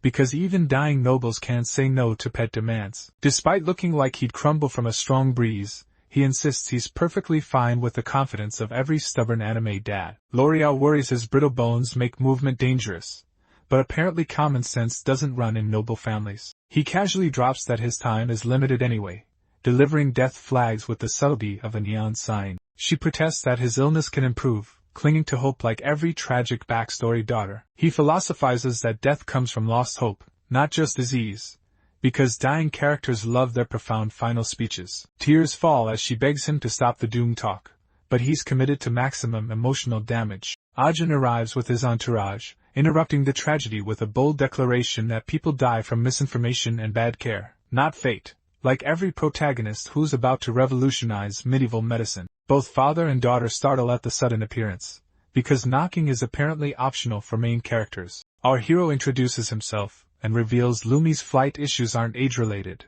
preparing to diagnose problems everyone else missed, but rather the classic medicine with mysterious side effects plot twist that's been hiding in plain sight. The father delivers a confused, "But I'm the patient here," line with perfect NPC timing. Our hero drops marine biology facts like he's been studying fish behavior between power-ups. They groom loved ones because apparently even magical creatures have hygiene standards. Lumi basically became a living drug sponge through the power of affectionate grooming, nature's cruelest irony. L'Oreal experiences the mandatory flashback sequence where Lumi's devoted nighttime vigil suddenly makes tragic sense in hindsight. The old man connects the dots about his suspiciously lustrous facial hair with dawning horror. Ajin whips out his conveniently pre-prepared cure like every protagonist who somehow anticipated this exact scenario. He guarantees fish recovery with medical precision, while Dad jokes about going full bald to prevent future poisoning incidents. Our protagonist begins the treatment, because apparently he's now a licensed veterinarian too, holding each fish while Pio restrains them so he can inject the medicine with the precision of someone who definitely didn't learn this 5 minutes ago. When finished, he notes that it's a fast-acting drug,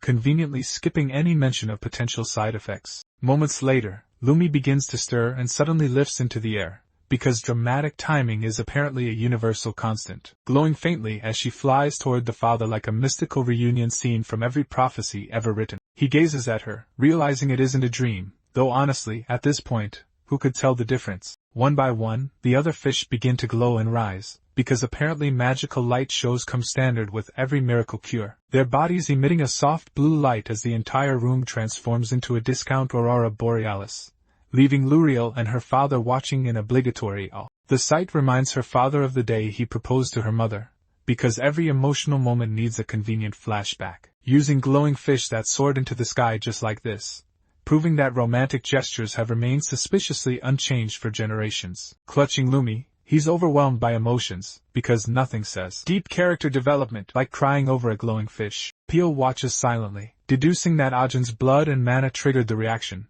confirming he's just an ordinary guy with inexplicably godlike healing powers. Selena reaches the same obvious conclusion that everyone else figured out chapters ago, wondering if he's truly the prophesied spirit of healing. You know, that conveniently vague prophecy that fits literally everything he does. Later, Selena meets Callian to discuss it, because apparently every miracle needs a committee meeting where someone says, "The prophecy foretold this exact scenario." Selena questions his decision to hand over a ring that belongs to someone else. Minor theft for the greater good, classic noble logic. But Callian insists the original owner would have totally been cool with it. Trust me, bro. He admits rumors of the healing spirit will spread worldwide, and they'll use this hype to flush out hidden enemies instead of actually doing detective work. Selena realizes Baron Doyle was released as bait, because nothing says strategic planning like letting criminals loose and hoping for the best. Callian reassures her Ajin won't be harmed, then casually drops that her meeting him here was totally not a coincidence. With maximum suspicious energy, Selena recalls first seeing our hero when he subdued a giant rabbit in the village while wearing his mysterious necklace, because apparently even flashbacks need flashbacks now. Although she admits he is unique, she remains doubtful that he is the spirit of healing, maintaining the classic "I need more proof" stance despite witnessing literal miracles. Callian tells her to keep watching, the eternal mentor response when you don't want to explain the obvious, reminding her that the prophecy doesn't only speak of salvation, it also warns of the trials that must come before it, because vague prophecies always hedge their bets. Another quiet morning unfolds at Ajin's clinic, the calm before yet another convenient crisis. Inside, a blob known as the bloop sits hunched on a leaf once again, even though its care had already been charged the previous week, leaving our hero irritated and wondering why freeloading creatures never read the fine print. Meanwhile, Selena is tending to the creature, explaining that she's looking after one of the 3 bloops while handling it with all the care of someone juggling raw eggs, prompting our protagonist to step in with his mysteriously comprehensive blob knowledge that he definitely didn't just acquire off-screen. He recalls that blobs are divided into core types, which contain a core in their heads, because even slime monsters need detailed classification systems, and non-core types, which multiply easily, with containing a core type preventing further division, turning pest control into amateur biology class. But the one Selena is handling lacks a core and can reproduce when stressed, because of course our clinic now houses a potential apocalypse bunny that multiplies under pressure. Our boy becomes uneasy, displaying the survival instincts of someone who's read exactly one monster manual chapter. Bloops can reproduce uncontrollably, and have wiped out entire villages when mishandled, making them the perfect pets for someone with 0 credentials. Keeping one in the clinic alongside volatile creatures like the Mandrake and Sunjaw feels reckless, almost like running a daycare center inside a bomb factory. He questions the decision silently, realizing Selena hasn't obtained the owner's permission and acted on her own under the classic cooperation excuse that fools absolutely no one. Pio, watching the exchange, grows nervous and subtly suggests that perhaps it's better not to get involved, the voice of reason everyone ignores until disaster strikes. Our protagonist remembers hearing that elves who cover their ears often hide criminal markings burned in as punishment, because mysterious backstories always reveal themselves at the worst possible moments. Selena's habit of acting first, her avoidance of personal questions, and her aggressive temperament all scream definitely not hiding a dark past with maximum suspicious energy, all raise doubts about her past. But firing suspicious employees is apparently less important than maintaining clinic hours, but decides against it given the clinic's heavy workload, because nothing says good judgment like keeping potential criminals around sick patients. Selena signals that it's opening time with the enthusiasm of someone definitely not hiding anything, and the routine continues, because why let minor red flags interrupt a good workflow? Meanwhile, at Baron Doyle's castle where all the best villainous scheming happens, the Baron speaks through a Lagrima crystal with a mysterious figure who demands to know why the Aetherian Order appeared at Ajin's clinic, as if evil masterminds don't have group chats for this stuff. The Baron explains that they burst in suddenly, mentioned a divine beast, interrupted his work, and left, basically the fantasy equivalent of a surprise health inspection. The man grows angry, accusing the Baron of letting the Aetherian Order take the Monoceros, because apparently even criminal organizations have strict accountability policies. The Baron apologizes and promises to recover it with the confidence of someone whose plans definitely won't backfire spectacularly, but adds that he doesn't need to steal the beast,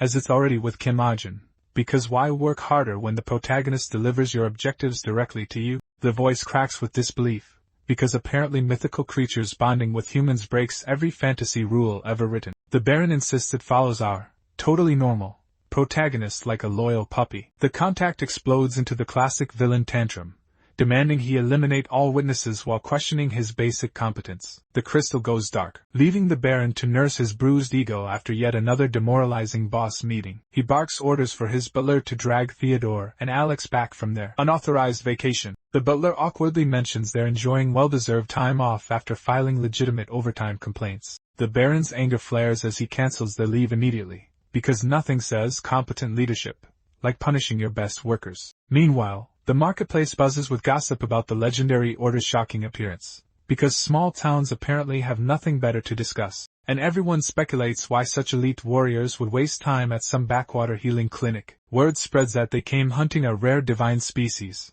because apparently legendary orders have nothing better to do than chase mythical pets. Some claim our hero isn't just an ordinary doctor, but an Ice-Sky protagonist who forgot to mention his otherworldly origins. Others spin tales of him solo-leveling a mana beast and taming divine creatures barehanded, typical Tuesday for an overpowered MC. Stories blend fact and fantasy until the entire town buzzes with speculation, because nothing travels faster than gossip about the local protagonist. By evening, rumors evolve. People now call Ajin the spirit of healing, conveniently gender-swapping an ancient prophecy to fit their new chosen one. Now they claim the spirit is male, and whoever gains his favor will rule the world, because of course world domination hinges on one person's approval. A pink-haired woman discusses the rumor with her brown-haired companion, casually reinterpreting prophecies like they're updating software patches. Meanwhile, in Monville's noble district where important things definitely happen off-screen, Adrian reaches his clinic expecting the usual chaos of a busy medical practice,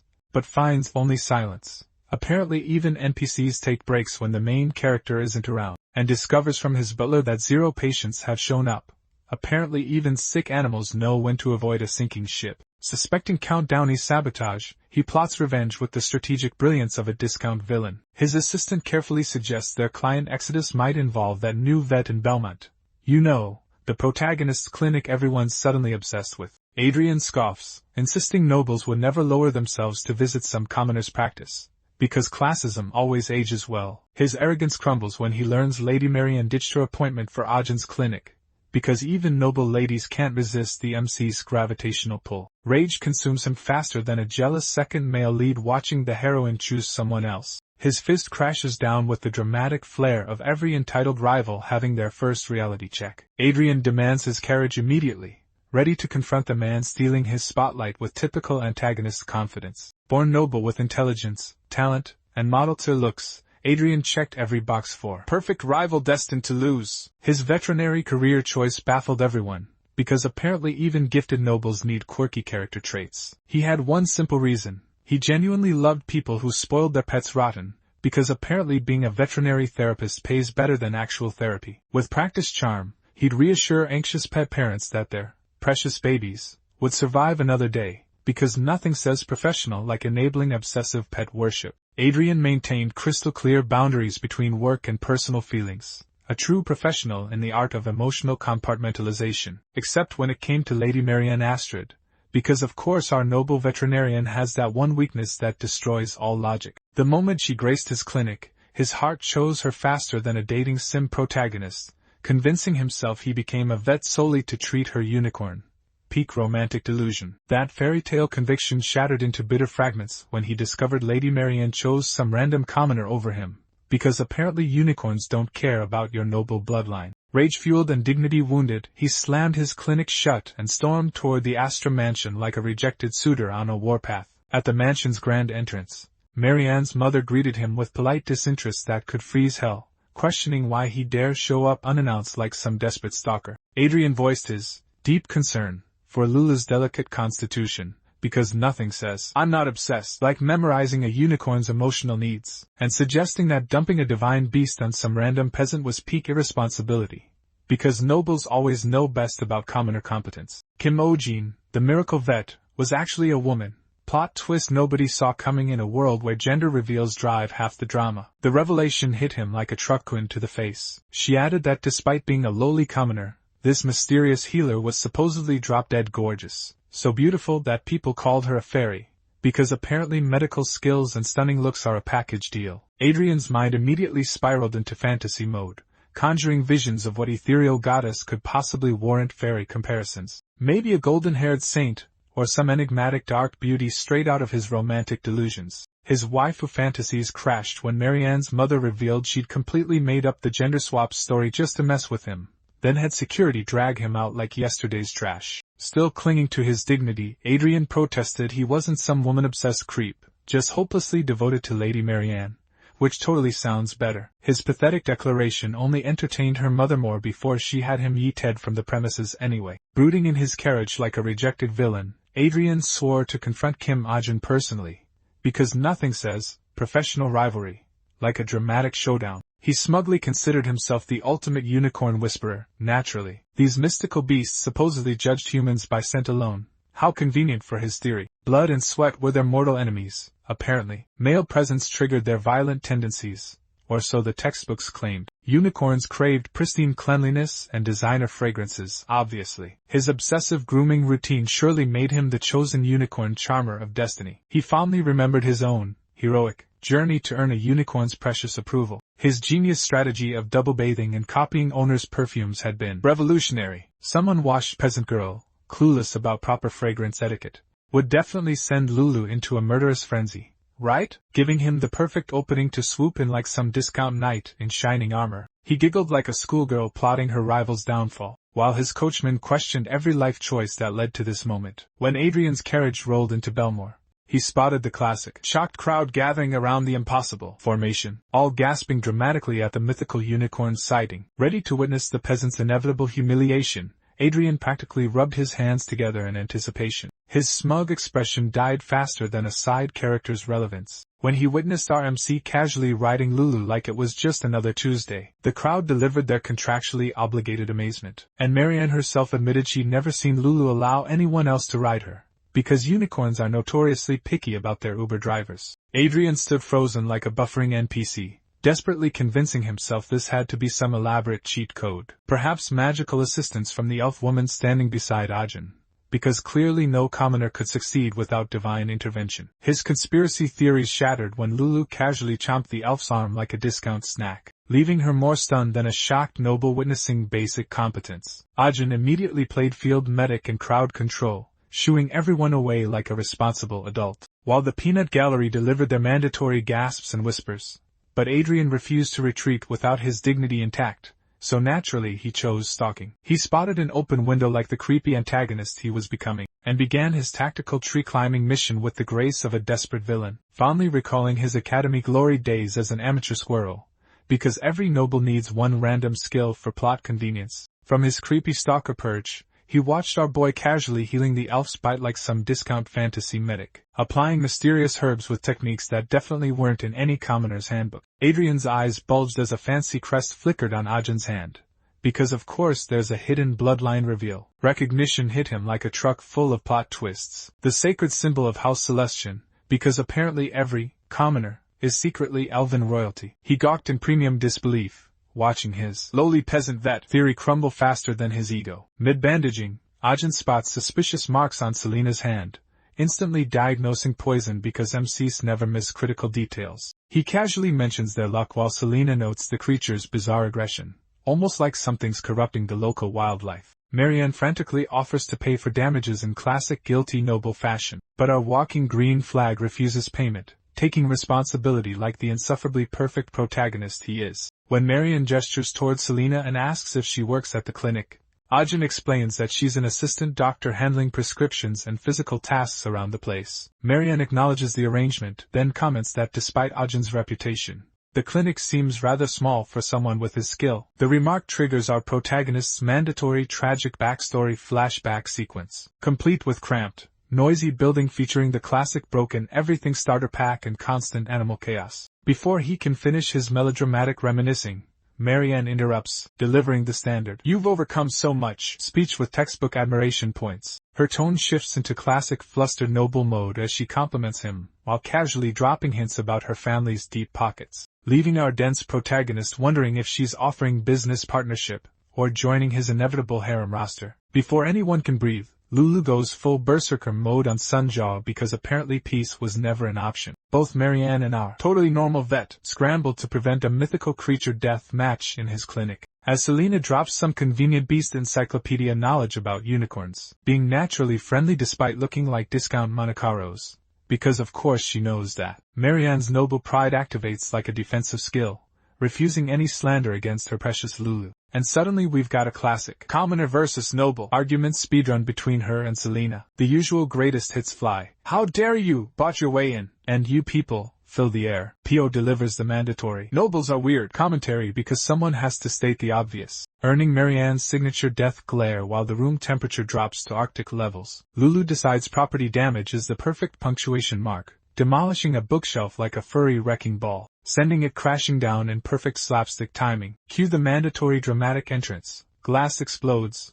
window frame surrenders, and Adrian makes his grand debut via gravity. He faceplants spectacularly while Selina casually stops a bookshelf mid-fall because of course she has convenient telekinesis powers. Everyone gawks at the human pancake, genuinely questioning if this walking disaster just achieved accidental suicide. Adrian pops up like a bloody jack-in-the-box, flashing that classic "I meant to do that" grin while addressing Marianne. As Marianne blue screens from shock, Pio delivers the obligatory "Who the hell are you?" interrogation. Enter the most pompous self-introduction in manhwa history, Adrian Heaven Crown, with maximum theatrical flair. He actually kisses Pio's hand like some discount Prince Charming, spouting generic pretty boy protection vows. Ajin internally cringes at this walking anime trope, mentally comparing him to an attention-seeking social media influencer. When questioned about his unconventional entry method, Adrian throws a tantrum worthy of a soap opera, declaring himself Lulu's real doctor with maximum drama, while pointing accusatory fingers at our protagonist for allegedly abusing his precious patient. The standard manhwa shouting match begins, with Ajin insisting Lulu's perfectly healthy against Adrian's medical expertise delusions, until Pretty Boy escalates to cyberhooking bastard because apparently fantasy insults needed a tech upgrade. Ajin's confusion face activates until Selena helpfully translates. It's basically calling him a manipulative player who traps women like a Venus flytrap. Our dense protagonist processes this kindergarten-level insult 3 business days too late, achieving peak second-hand embarrassment. Marianne switches to damage control mode, scolding Adrian for his potty mouth like a disappointed mother. But discount Prince Charming doubles down, launching into relationship interrogation mode before spotting mysterious hand jewelry on Ajin, triggering his secret noble bloodline detector as he gasps about scandalous family connections. Pio delivers the nuclear option. Must be an engagement ring, because subtlety died with his entrance. Everyone stares at our boy like he just confessed to crimes against humanity, so he frantically explains the token came from someone named Kulyan, because mysterious gifts always make things less suspicious. His clarification lands with the impact of a wet napkin, deepening everyone's confusion before Lulu starts doing her best earthquake impression, trembling and sweating like she's about to transform into her final boss form. She face plants dramatically while everyone activates their mandatory rush to the fallen character protocol.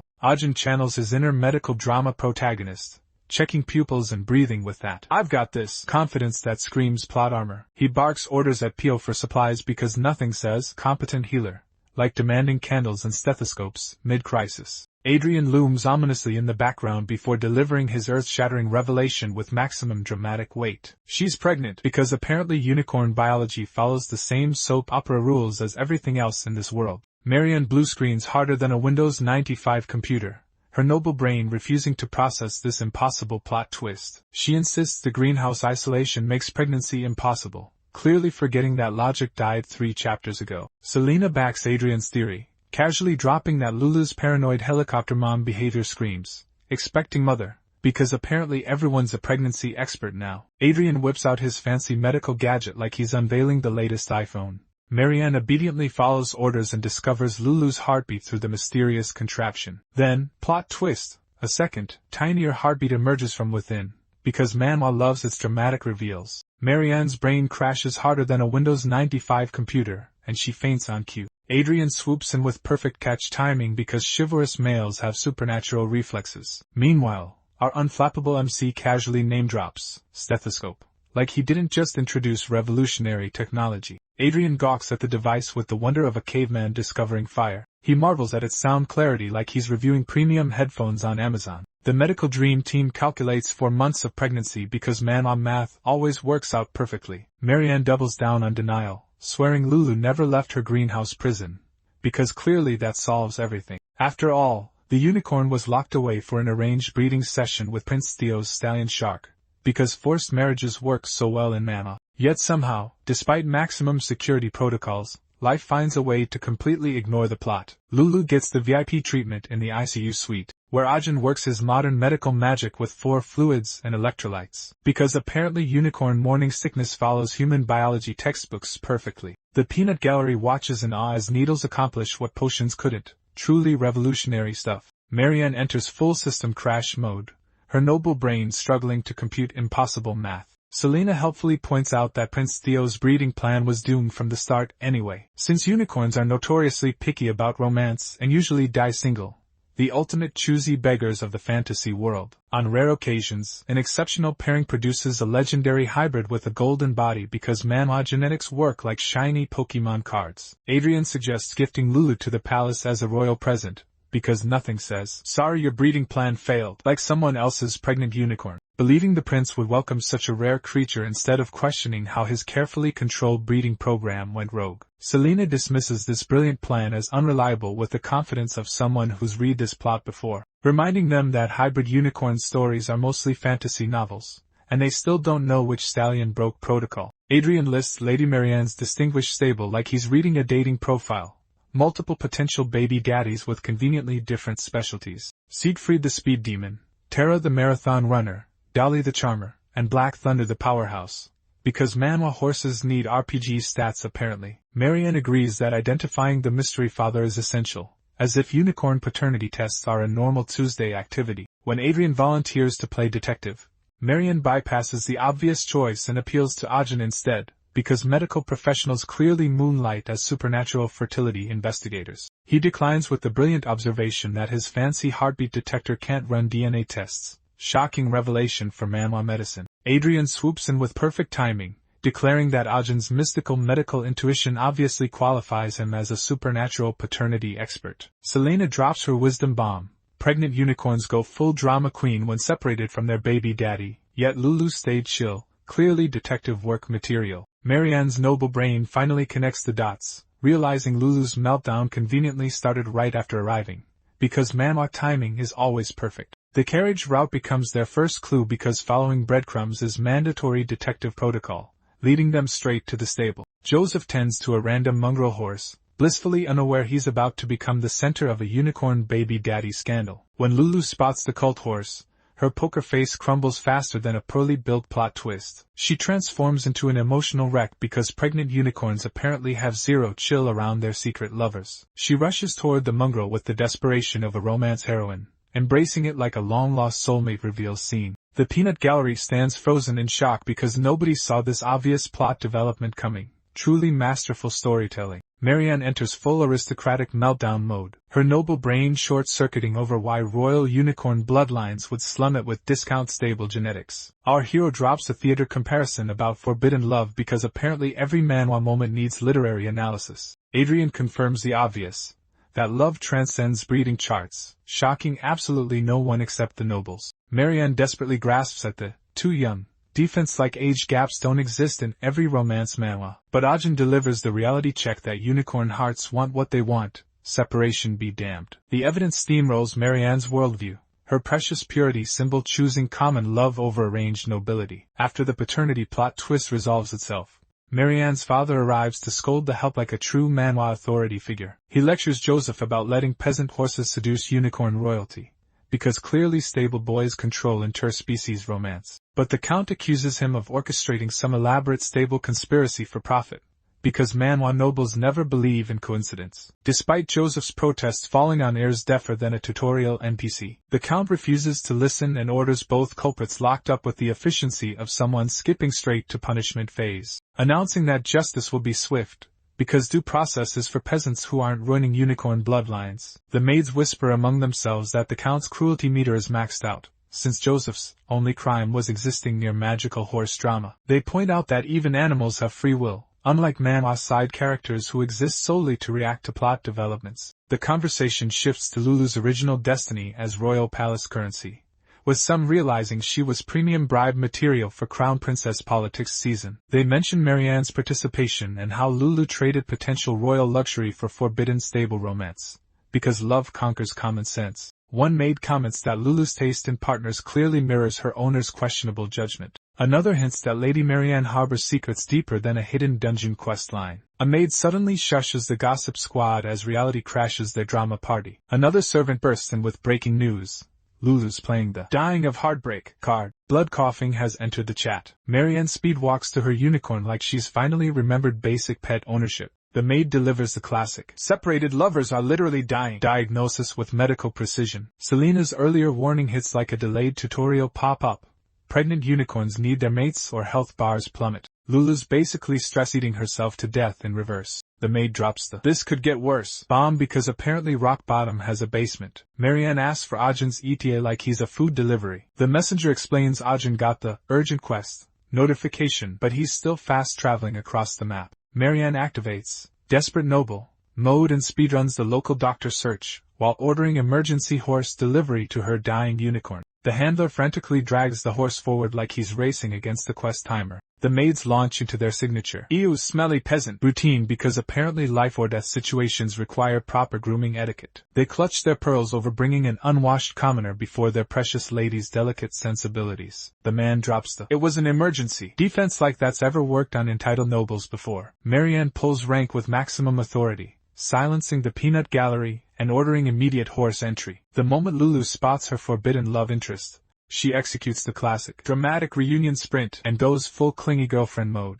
Marianne shocks everyone by volunteering for manual labor, declaring she'll personally scrub down a dirty horse. The maids deploy maximum scandalized gasps while she ignores their noble lady handbook violations and orders comfort soup for her pet. She starts the noble turn maid speedrun, wielding a towel like she's discovered manual labor for the first time, thinking he's just another heartless NPC with zero emotional programming. Yet flashbacks hit harder than delayed character development, as she remembers her parents pulling the classic forbidden love card on her merchant romance arc. She reflects that Lulu could have been living the premium pet lifestyle with royal treatment and golden feed bowls, but wonders if this basic happiness beats the luxury prison package deal. At that moment, our protagonist materializes like he's been waiting for his perfectly timed entrance cue. He speedruns the veterinary diagnosis and drops the "love knows no social hierarchy" wisdom bomb because apparently animals are more enlightened than Mammon nobles. Lulu doesn't operate on the superior bloodline delusion that plagues literally every other character in this world. He sets up in 4 like he's equipped with convenient medical expertise for every possible plot emergency, and delivers the "true love conquers all" speech while assuring Marianne that happiness doesn't require a royal zip code. He delivers the classic Band-Aid solution diagnosis.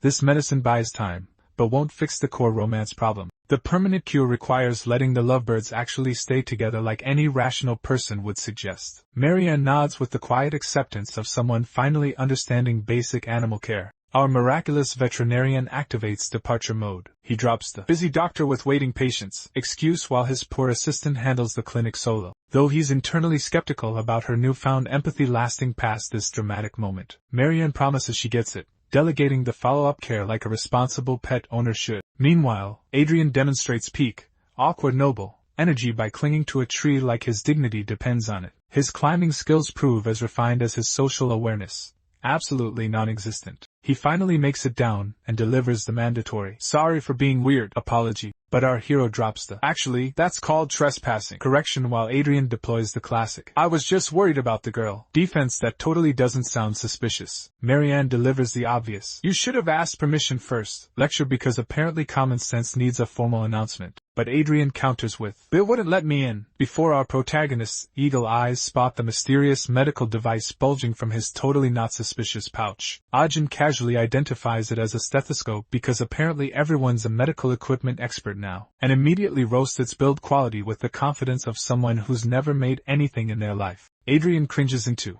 embarrassed inventor mode, admitting his prototype isn't exactly premium craftsmanship yet. Our protagonist drops some "real doctors use real tools" wisdom before preparing his signature dramatic exit, then announces his busy schedule like a medical celebrity while Adrien watches with newfound respect brewing. Adrien's internal monologue shifts to "maybe this guy isn't so bad," because one professional interaction apparently rewrites entire character assessments. Meanwhile, our boy's brain reaches the opposite conclusion, filing Adrien under "definitely weird" in his mental database. Later that evening, Lulu miraculously recovers just enough to eat, because love truly is the ultimate healing potion in this world. Marianne feels relieved while Adrien delivers his "love conquers all" speech, praising her for doing the absolute bare minimum of caring for her own pet. Marianne suddenly realizes her selfishness caused everything, a shocking revelation that definitely required a magical unicorn crisis to figure out. She admits she should have reunited them sooner, casually dropping that she was jealous of her own unicorn like that's totally normal. She remembers being as pure and innocent as Lulu once upon a time, but somewhere along the way, she became another status-obsessed noble.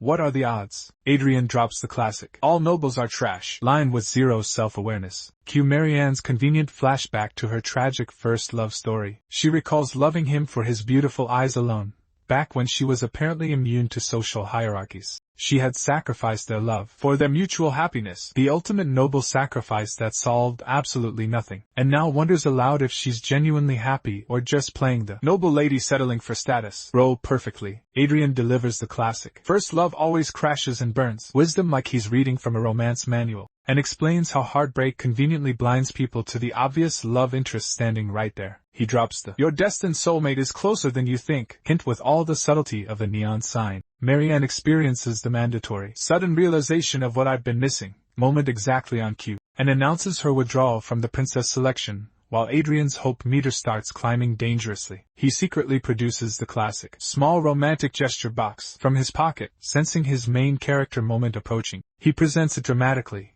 but Marianne instantly pivots to declaring her intentions toward our oblivious protagonist instead. Adrian's brain short-circuits as he processes this plot twist that just nuked his romantic subplot. Marianne clarifies she'd rather chase the powerful mysterious doctor than settle for someone who already peaked at Duke, leaving Adrian to contemplate his freshly demolished romantic subplot. She caps off the conversation with a polite "thanks for everything" that sounds suspiciously like a friendship zone declaration, and delivers the classic "let's stay friends" death sentence with a smile. Adrian's heart shatters as he mentally adds Ajin to his sworn enemies list because clearly this is all the protagonist's fault. Back at the clinic, Pio sneezes mid-paperwork and casually drops that Kyo's been promoted to Lulu's emotional support companion while requesting Ajin become the unicorn's personal physician. The offer dangles 10x normal payment because apparently magical pet healthcare pays better than human medicine. But our workaholic hero declines faster than a romance subplot, citing his impossibly packed schedule of being mysteriously important. Meanwhile, Pio whines about stubborn Tartar as Ajin examines their snake patient, spots the obvious buildup, and rattles off treatment instructions like a veterinary textbook. Mid-cleaning, he discovers something suspiciously foreign wedged between the fangs, and extracts a tiny mysterious object because nothing's ever just regular dental hygiene in this world. The pet's owner practically vibrates with joy, casually dropping that Shamir is a sacred beast, because of course it's not just any random snake, gifted by the late king who apparently had questionable pet-giving judgment. And oh, by the way, it just swallowed their priceless family heirloom because sacred beasts love expensive snacks. Our protagonist delivers the devastating news that more tartar lurks within, plus several teeth need yanking, because this job wasn't nightmarish enough. Estimating another hour or two of dental hell, Selena cheerfully mentions it might take 5 hours since the beast conveniently has another head. Because why make anything simple? Our hero's soul leaves his body as reality crashes down, while the owner desperately tries damage control with forced optimism. Whipping out a painting like that'll somehow make snake dentistry less traumatic. The owner reveals their family artist created this masterpiece, and asks if Ajin likes it. He thinks it's absolutely hideous, but his people-pleasing instincts kick in. But the artist declares he'll finish it soon anyway, gushing about finally finding such an inspiring subject, because nothing says inspiration like a man contemplating career suicide. While he speaks, Shamir's eyes snap open with perfect anesthesia wore off at the worst possible moment, timing, and Selena notices immediately because someone always has to spot the danger first. Ajin grows tense, wondering if the sedative dosage was enough or if he's about to star in a medical procedure gone wrong disaster. Selena raises her hand to cast a protective spell with textbook mage about to save everyone confidence, but Adrian suddenly materializes like a jealous ex-boyfriend with a death wish, intercepting the spell meant for the beast. Selena recognizes him as the noble doctor while mentally questioning his dramatic entrance at the worst time, life choices, and wonders why he appeared so suddenly. As if heartbroken nobles always teleport into medical emergencies. Before anyone can process this chaos, Shamir opens its mouth and swallows Adrian whole in classic convenient monster disposal fashion, and gulps him down like he's solving everyone's romantic subplot problems in one bite. Everyone stands frozen in mandatory "did that just happen?" shock while the beast casually commits nobleside. The clinic's closed, but that won't stop our determined crowd of miracle seekers. Dawn brought a parade of complainers whining about their epic journeys to witness the legendary doctor's impossible skills, while the quitters debate fleeing to the next village like this is some kind of medical tourism disaster. Adrian watches from the shadows, his anger meter filling up like a classic revenge protagonist. He can't forgive Ajin for making women weep while cosplaying as the mystical spirit of healing. Flashback time. His assistant once gushed about the spirit of healing being some world-conquering legendary being with plot-breaking powers. Adrian had rolled his eyes at such obvious fantasy nonsense, convinced Lady Marian was just another fool falling for overpowered protagonist hype, and smugly believing his own generic pretty boy look screamed, mystical spirit, more than Ajin's basic face ever could. Yet those pesky assistant words about Ajin's miraculous feats keep haunting his brooding noble mind, healing a flying fish, turning a demon apostle into a cat. The stethoscope hanging from Adrian's neck, our hero's gift, suddenly weighs like guilt incarnate as he recalls being asked if he still treasured it. He'd played the Tsundra card perfectly, claiming he'd return it eventually. When asked if backup copies existed, his assistant confirmed they did. Now he's full stalker mode, perched in a tree with binoculars like some discount spy. Adrian tells himself he's only here to return medical equipment, definitely not because he's obsessed or anything. Below, our protagonist performs dental surgery on a hydra whose twin heads droop pathetically as he scrapes tartar, rinses, and applies anti-inflammatory treatment like this is totally normal veterinary practice. Adrian watches with growing "I can't believe this peasant is better than me" syndrome, his Royal Academy ego crumbling against Ajin's inexplicable medical mastery. The hydra's tail suddenly twitches ominously. The sedative wears off at the worst possible moment,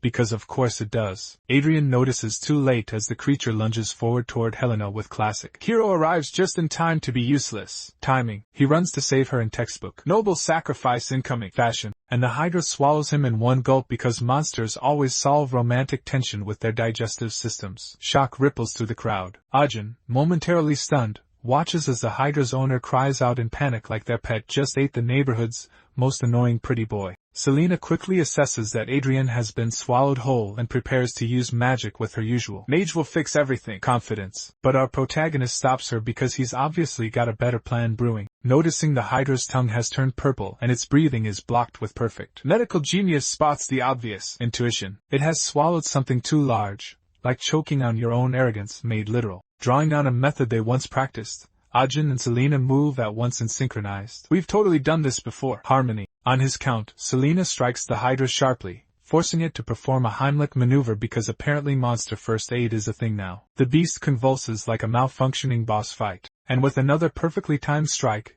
Adrian gets eaten out like rejected loot, hitting the dirt with zero dignity intact. The hydra's breathing normalizes while its owners shower our protagonist with the usual "you're amazing" worship, because apparently saving nobles from their own stupidity counts as peak medical genius. Our hero casually orders Selena to run diagnostics on the discount spy. She confirms he's breathing but knocked out cold. Classic, convenient unconsciousness, status effect. Thanks to the sedative magic lingering in the twin-headed patient's system, Ajin mentally notes that Shamir's vitals have returned to normal parameters. Despite the earlier case leaving some predictable battle damage on its stomach, Selena slathers on ointment and wraps bandages like she's gift-wrapping a very bruised present. Evening arrives with the subtlety of a manhwa time skip. Our hero lectures the hydra owners about pet safety with the patience of someone who definitely didn't just perform emergency monster CPR. They swear to be careful, casually promising their pet won't accidentally consume any more nobles, as if that's a normal Tuesday concern. Days later, the Baron delivers a painting titled "The Great Rescue Operation" because apparently someone commissioned fan art of the incident. Our protagonist calls it ridiculous, then discovers they've also erected a statue of him yanking Adrian from a monster's mouth,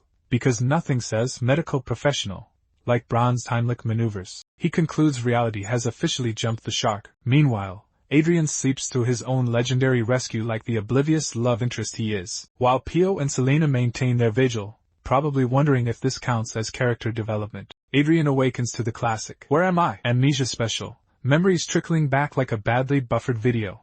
He was definitely not supposed to be stalking Ajin's clinic. Witnessed the oversized Danger Noodles wake-up call, and naturally chose the heroic sacrifice route to save Selena. Next memory, becoming premium snake cuisine in record time. Trapped in digestive darkness, he ironically muses that getting eaten alive is peak irony for someone who doesn't eat meat. His near-death fantasies involve the standard iSky package, reincarnation as a majestic unicorn with mandatory beautiful heroine included. Suddenly agony rips through him, wondering if reverse birth comes with this much suffering while internally screaming for mercy. A cough drags him back from his existential crisis to boring old reality. Selena hovers nearby with that "you're finally awake" energy, confirming his return to consciousness. Still dizzy and apparently concussed, Adrian mistakes her for his new owner in classic confused patient fashion. She delivers the mandatory "don't move yet" medical advice that everyone ignores. The magical after effects will keep him dizzy and nauseous for 2 or 3 days. Because of course they will. Adrian nods weakly,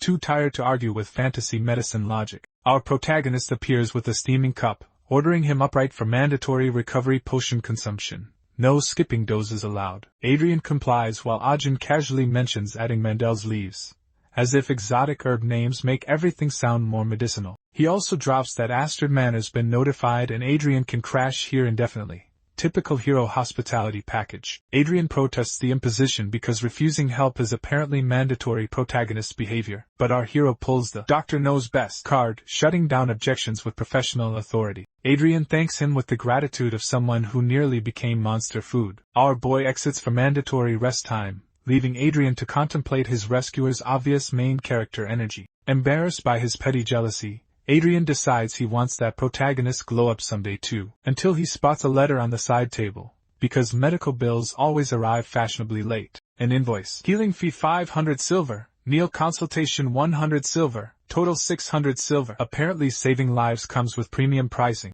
Adrian stares at the bill and mentally curses Ajah's entrepreneurial spirit. Meanwhile, at the clinic where normal pet problems don't involve digestive rescues, a couple hovers anxiously over their cat, terrified that neutering will somehow perform an unwanted gender swap. Our hero explains with the patience of someone who's heard this concern daily. It's just castration, not magical transformation surgery. The couple protests with the passion of parents defending their fur baby's reproductive rights. Our protagonist delivers the standard lecture about declining energy, kitten care exhaustion, and the health risks of endless breeding cycles, basically pet parenting 101. He asks what brilliant alternative they'd suggest, prompting the classic "but he's still young" defense. Ajahn asks if they want to calculate the kitten explosion in 5 years, then casually drops suspicions about illegal fennec fox trafficking, because every pet consultation needs a crime subplot, but argues that neutering will rob their precious feline of life's greatest joy, because apparently cat happiness revolves around one thing. Our seasoned vet delivers the "frequent mating equals early death" lecture he's probably given 1,000 times, explaining how constant breeding ages pets faster than a time-skip montage. The couple exits with waterworks while Pio offers to schedule their denial appointment, because someone has to handle the paperwork for pet parent breakdowns. Our protagonist grumbles about soon needing his own surgery scheduler, tired of being the broken record of pet reproductive health. Pio mentions the next patient belongs to her childhood friend and deploys the classic "please take special care" request that every protagonist gets. Ajahn delivers the standard professional reassurance because refusing would break the good guy code. A girl enters clutching a chicken the size of a small turkey, announcing checkup time with zero explanation for why poultry needs veterinary care. Our hero examines the suspiciously perfect bird, noting its magazine cover feathers while wondering what could possibly be wrong with this specimen. Pio proudly declares Pop the alpha chicken among her friend's collection, because of course there's a whole flock involved. The girl beams with that "my pet is obviously superior" pride every owner radiates. 20 minutes later, our hero delivers the predictable, perfect health diagnosis. Pop could win any poultry pageant in the kingdom. The girl frets about Pop's recent weight loss because pet owners always find something to worry about, but our protagonist's expert eye detects no actual mass reduction, just anxious owner syndrome. She rattles off a checklist of symptoms: sleep seizures, throat soreness, the usual pet hypochondria parade, but our hero dismisses each concern with veterinary confidence. Pio delivers the classic, totally normal, reassurance because someone has to calm the worried pet parent. After his thorough examination reveals absolutely nothing wrong, our protagonist successfully talks another client off the anxiety ledge. Moments later, Pio bursts in with that special brand of panic reserved for missing animals in confined spaces. Tyr explains the classic bathroom break disappearance because giant chickens apparently master stealth mode when unattended. Our hero immediately locks down the facility like it's a prison break scenario. Selena announces the mandatory waiting room quarantine because nothing says professional clinic like trapping everyone inside during a poultry escape. Some patients grumble that their pets turn feral when trapped too long, because apparently every pet owner thinks their angel is the exception. Sanja works his magic calming them down. As their perfectly behaved pets start living up to their reputations, the team tears the clinic apart, but Pop has achieved true ninja status. Ajahn asks if Pop has any preferences. You know, the usual. Does your giant chicken have dating standards? Question. Tyr shrugs cluelessly, suggesting Pop maybe just walked out like it owns the place. Our protagonist drops some basic physics.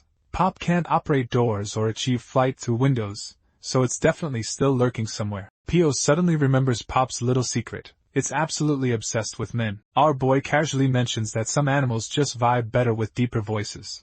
Totally normal veterinary knowledge. Tyr clarifies that Pop's man obsession isn't just a preference, it's a full-blown addiction. Our hero's brain finally catches up. No wonder Pop treated him like a walking teddy bear during examination. Sunja points toward the one room they haven't invaded yet, the break room where Adrian's catching some Z's. They burst in to find Pop giving Adrian the world's most committed chicken cuddle. Everyone stands there like they've witnessed an interspecies romance novel. Ajin locks eyes with Tyr, his "I know what you did" stare fully activated. He cuts straight to the point. Why did she orchestrate this whole chicken vanishing act? His vet instincts had been screaming, set up, from minute one. After years of dealing with every flavor of pet-parent drama, he's developed a sixth sense. But he's never encountered an owner who gets bummed out by a clean bill of health, because apparently that's not suspicious at all. He points out that giant chickens don't exactly master stealth mode. Pop's too big to vanish and too obvious to ninja through doorways undetected. He demands the truth behind this amateur hour deception. Tyr confesses she orchestrated this because the Baroness would never trust a commoner's word about anything. But if the kingdom's celebrity vet declared Pop sick and missing, even nobility would buy that story. Our hero asks who's gullible enough to fall for this obvious scheme. Tyr whispers the answer, Baroness, because of course it's always the nobles. Desperation floods her voice as she begs Ajin to save Pop from the dinner plate. If she reports Pop's perfect health, he becomes the main course by tomorrow. A hunting competition approaches, hosted by the Baroness for some VIP banquet, rumored to feature Prince Theo himself. And Pop's already been mentally seasoned for the feast. The room falls silent as everyone processes this. Save the chicken from becoming royal dinner. Plot twist. Pio explodes in disbelief, because apparently eating someone's beloved pet is just another Tuesday for the nobility. Especially when the Baroness already owns several large fire chickens, though owns might be past tense. Tyr explains those chickens died last year from disease, convenient timing for Pop's predicament. Ajin notes there must be alternatives, but the Baroness has laser focused on Pop like he's the last legendary drop in existence. Fire chickens are fertility symbols prized for endless egg production. Basically the fantasy world's answer to performance enhancement. Noble families devour them believing it boosts their bloodline strength, because our protagonist bitterly notes that stealing power through consumption is humanity's favorite shortcut. Tyr reveals the Baroness has coveted Pop forever and now threatens to seize their farmland. Classic noble extortion playbook. Pio's fury ignites. Using someone's livelihood to steal their pet crosses every moral line imaginable. Tyr desperately begs Ajin to diagnose Pop with something contagious, the medical fraud route to salvation, promising that disease fears would make Pop untouchable faster than a cursed artifact. Our hero delivers the most noble nope in veterinary history. The room becomes a museum of awkward silence. He explains that the moment a doctor goes full fraud mode, their healing license gets spiritually revoked. They transform from lifesaver to professional scammer faster than you can say malpractice. Cross that line once, and suddenly every prescription becomes as trustworthy as a used car salesman. Adrian explodes like a righteous anime protagonist, accusing him of choosing paperwork over actual lives. To him, saving lives trumps following the rulebook, because apparently medical ethics are just suggestions. Ajin stands firm, pointing out that fake plague reports tend to have consequences, like turning Pop into patient zero of absolutely nothing. The barn gets the quarantine treatment, and every innocent animal becomes collateral damage in their lie. If the truth surfaces, the family becomes the scapegoat for every future plague outbreak in the kingdom. He declares a doctor saves lives, but never by sacrificing hundreds to protect one. That's villain logic, not healing. Anyone who can't grasp this basic concept has no business wielding medical authority. Tyr's head drops in defeat. Her whispered apology barely escapes her lips. Outside the clinic's walls, Tyr collapses into tears while Pio desperately insists there has to be another way. Because there's always another way, right? Tyr surrenders to despair, convinced peasants never defeat nobles, and contemplates fleeing with Pop into exile. Suddenly, our protagonist materializes with perfect timing, declaring flight unnecessary. While his medical ethics prevent official involvement, he can assist as a fellow pet owner who definitely won't abuse any convenient loopholes. Tyr and Pio look up with the classic MC has a plan relief as he explains his scheme. Ajin instructs Tyr to spread a rumor in the house of Baroness, because gossip always works flawlessly. Without turning, he calls out the eavesdroppers lurking nearby, ordering them to reveal themselves like this is some ninja academy. Especially Adrian, whom he assigns an important role in this definitely not suspicious operation. At the Clay's mansion, gossip fills the air as guests discuss Duke Astrid's daughter, Lady Marianne, withdrawing from the prince consort selection despite being the obvious frontrunner. The Baroness listens with growing satisfaction, Convinced this creates the perfect opening for her daughter's meteoric rise, she fantasizes about her daughter becoming the prince's chosen, savoring sweet revenge against every noble who dared mock their family. The upcoming banquet will be her daughter's stage to secure a future that conveniently aligns with MC's mysterious plan. Her noble scheming gets rudely interrupted when Adrian materializes at the entrance like some handsome plot device. The Baroness freezes mid-fantasy, because apparently stunning men have that effect. Startled by his presence, and completely mesmerized by his suspiciously perfect looks, she watches him approach with that classic, mysterious love interest grace, requesting private conversation while she mentally short-circuits over this impossibly handsome stranger. Seated beside Adrian, the Baroness floats in that classic "is this real life" bubble while basking in envious stares, barely processing that she's actually talking to this walking romance novel cover at her own party, naturally asking if he's Royal Academy material. Adrian confirms with casual name-dropping that he practically lived next door to Prince Theo, because of course our mysterious helper has royal connections. The Baroness immediately switches to full social climbing mode, already redecorating her mansion to match whatever's trendy in the palace. She pivots to the prince's dining preferences, because nothing says "I'm totally not plotting" like casual food interrogation. Adrian responds with that perfectly innocent curiosity about meal plans, watching her squirm in embarrassment like she just got caught red-handed. But he smoothly reassures her about the impossible task of royal catering, conveniently offering his personal merchant contact. This totally not suspicious trader who exclusively serves the elite with rare imported ingredients, because mysterious connections are always this convenient. The Baroness, stunned by this miraculous coincidence, immediately demands to meet this merchant because plot convenience never felt so sweet. Adrian escorts her to a suspiciously humble cottage, introducing it as the merchant's exclusive headquarters, because elite suppliers obviously operate from peasant shacks. Two figures emerge, grandly announcing themselves as Louis Vuitton and Chanel, definitely real merchant names and not Selena and Eugene wearing fake mustaches. Our protagonist welcomes her with practiced charm while Selena declares perfect timing,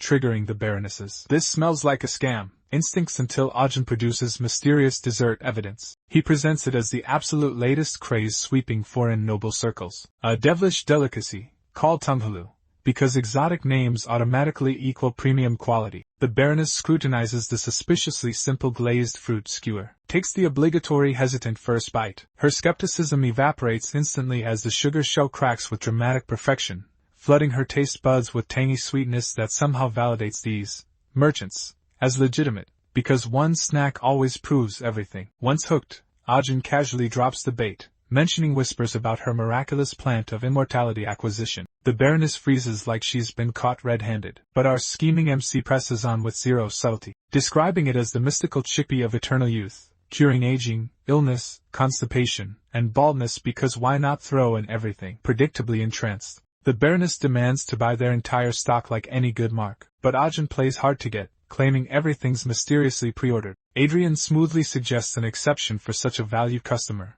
while our boy reluctantly mentions the reserve stock is a gift for the prince from another buyer. The Baroness's competitive noble instincts activate instantly, demanding to know if this rival customer conveniently has a marriageable daughter. When our mastermind confirms with fake reluctance, she realizes her rival plans to seduce the prince with magical beans, because apparently that's how royal courtship works now. Desperate, she offers 10 times the price. Ajahn channels his inner saint, refusing mere money, spouting nonsense about trading only for truth, love, health, and peace, like some enlightened vegetable philosopher. Selena barely contains her eye roll at this Oscar-worthy performance, while the Baroness actually feels guilty for her greed, because noble scammers are just that convincing. Adrian swoops in again, suggesting compassion demands they help someone truly in need, the classic manipulation disguised as virtue. The Baroness gazes at him with starry-eyed gratitude, while our reluctant hero graciously agrees to bend his sacred principles and sell the miraculous chickpeas. Before she leaves, Ajahn delivers his final warning with theatrical gravity. The chickpeas, he claims, contain the sacred essence of the great fire chicken,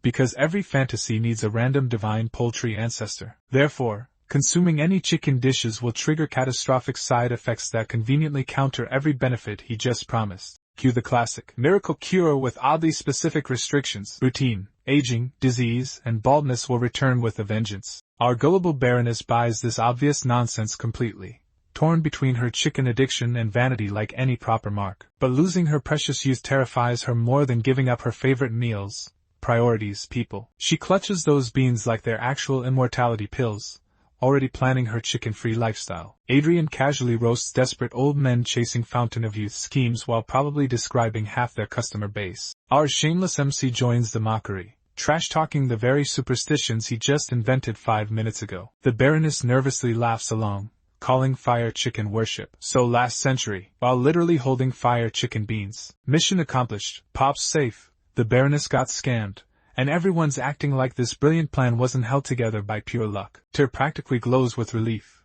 thanking our noble hero for saving her precious companion like he just slayed a dragon instead of buying overpriced beans. Ajin flashes his trademark humble smile, casually revealing a custom carrier funded by scamming nobles, because apparently pet accessories are the real endgame here. Tyr instantly promotes him to lifelong benefactor status, because one good deed apparently equals eternal debt in manhwa logic. Our modest protagonist laughs it off, offering his services anytime like he's running a 24/7 hero hotline. Meanwhile, the Mandrake sulks harder than a jealous love rival while Pop basks in attention, prompting Ajin to offer Tyr employment because why not expand the animal care business mid-celebration? Just as everyone relaxes, Pop decides fine dining means swallowing the Mandrake whole, because peaceful moments are legally required to explode into chaos. After wrestling him into submission and cage-bound safety, our practical hero reminds Tyr to leave Pop at home during work hours, then smoothly transitions to paying Adrian like a professional businessman. Adrian's excitement dies instantly when Ajin reveals the generous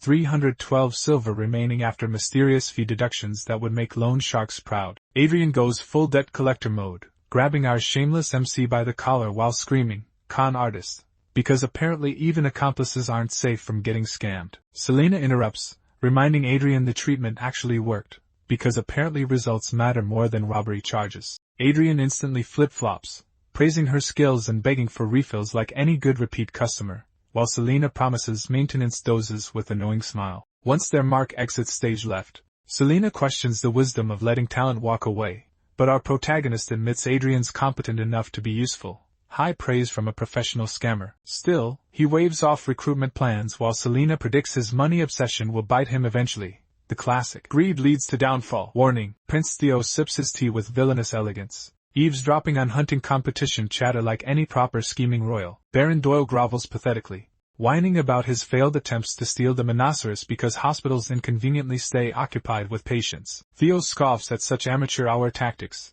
demanding a grand public reveal to flex the creature's power, because subtlety is for peasants. He warns the Baron that failure means becoming another, expendable noble, statistic, because threatening underlings never gets old in these stories. A sudden commotion interrupts as the Baron's pet wolf Magma decides feeding time trumps political scheming. The beast lunges for chickpeas brought by a perfectly timed servant, because of course someone walks in with the exact plot device needed. Magma devours every single bean in classic pet ruins everything fashion. Theo explodes while the Baron grovels with tenfold restitution, promises, the universal noble panic response to royal tantrums. Meanwhile, back at Ajin's clinic where actual competence happens, a post-surgery patient recovers under proper medical care instead of political scheming. Staff deliver the standard. Animals are unpredictable after anesthesia, warning that every pet owner ignores. Tyr returns with concerns about Pop's sibling Cheap, because one animal crisis apparently wasn't enough drama. The younger creature shows classic mysterious illness requiring MC intervention. Symptoms: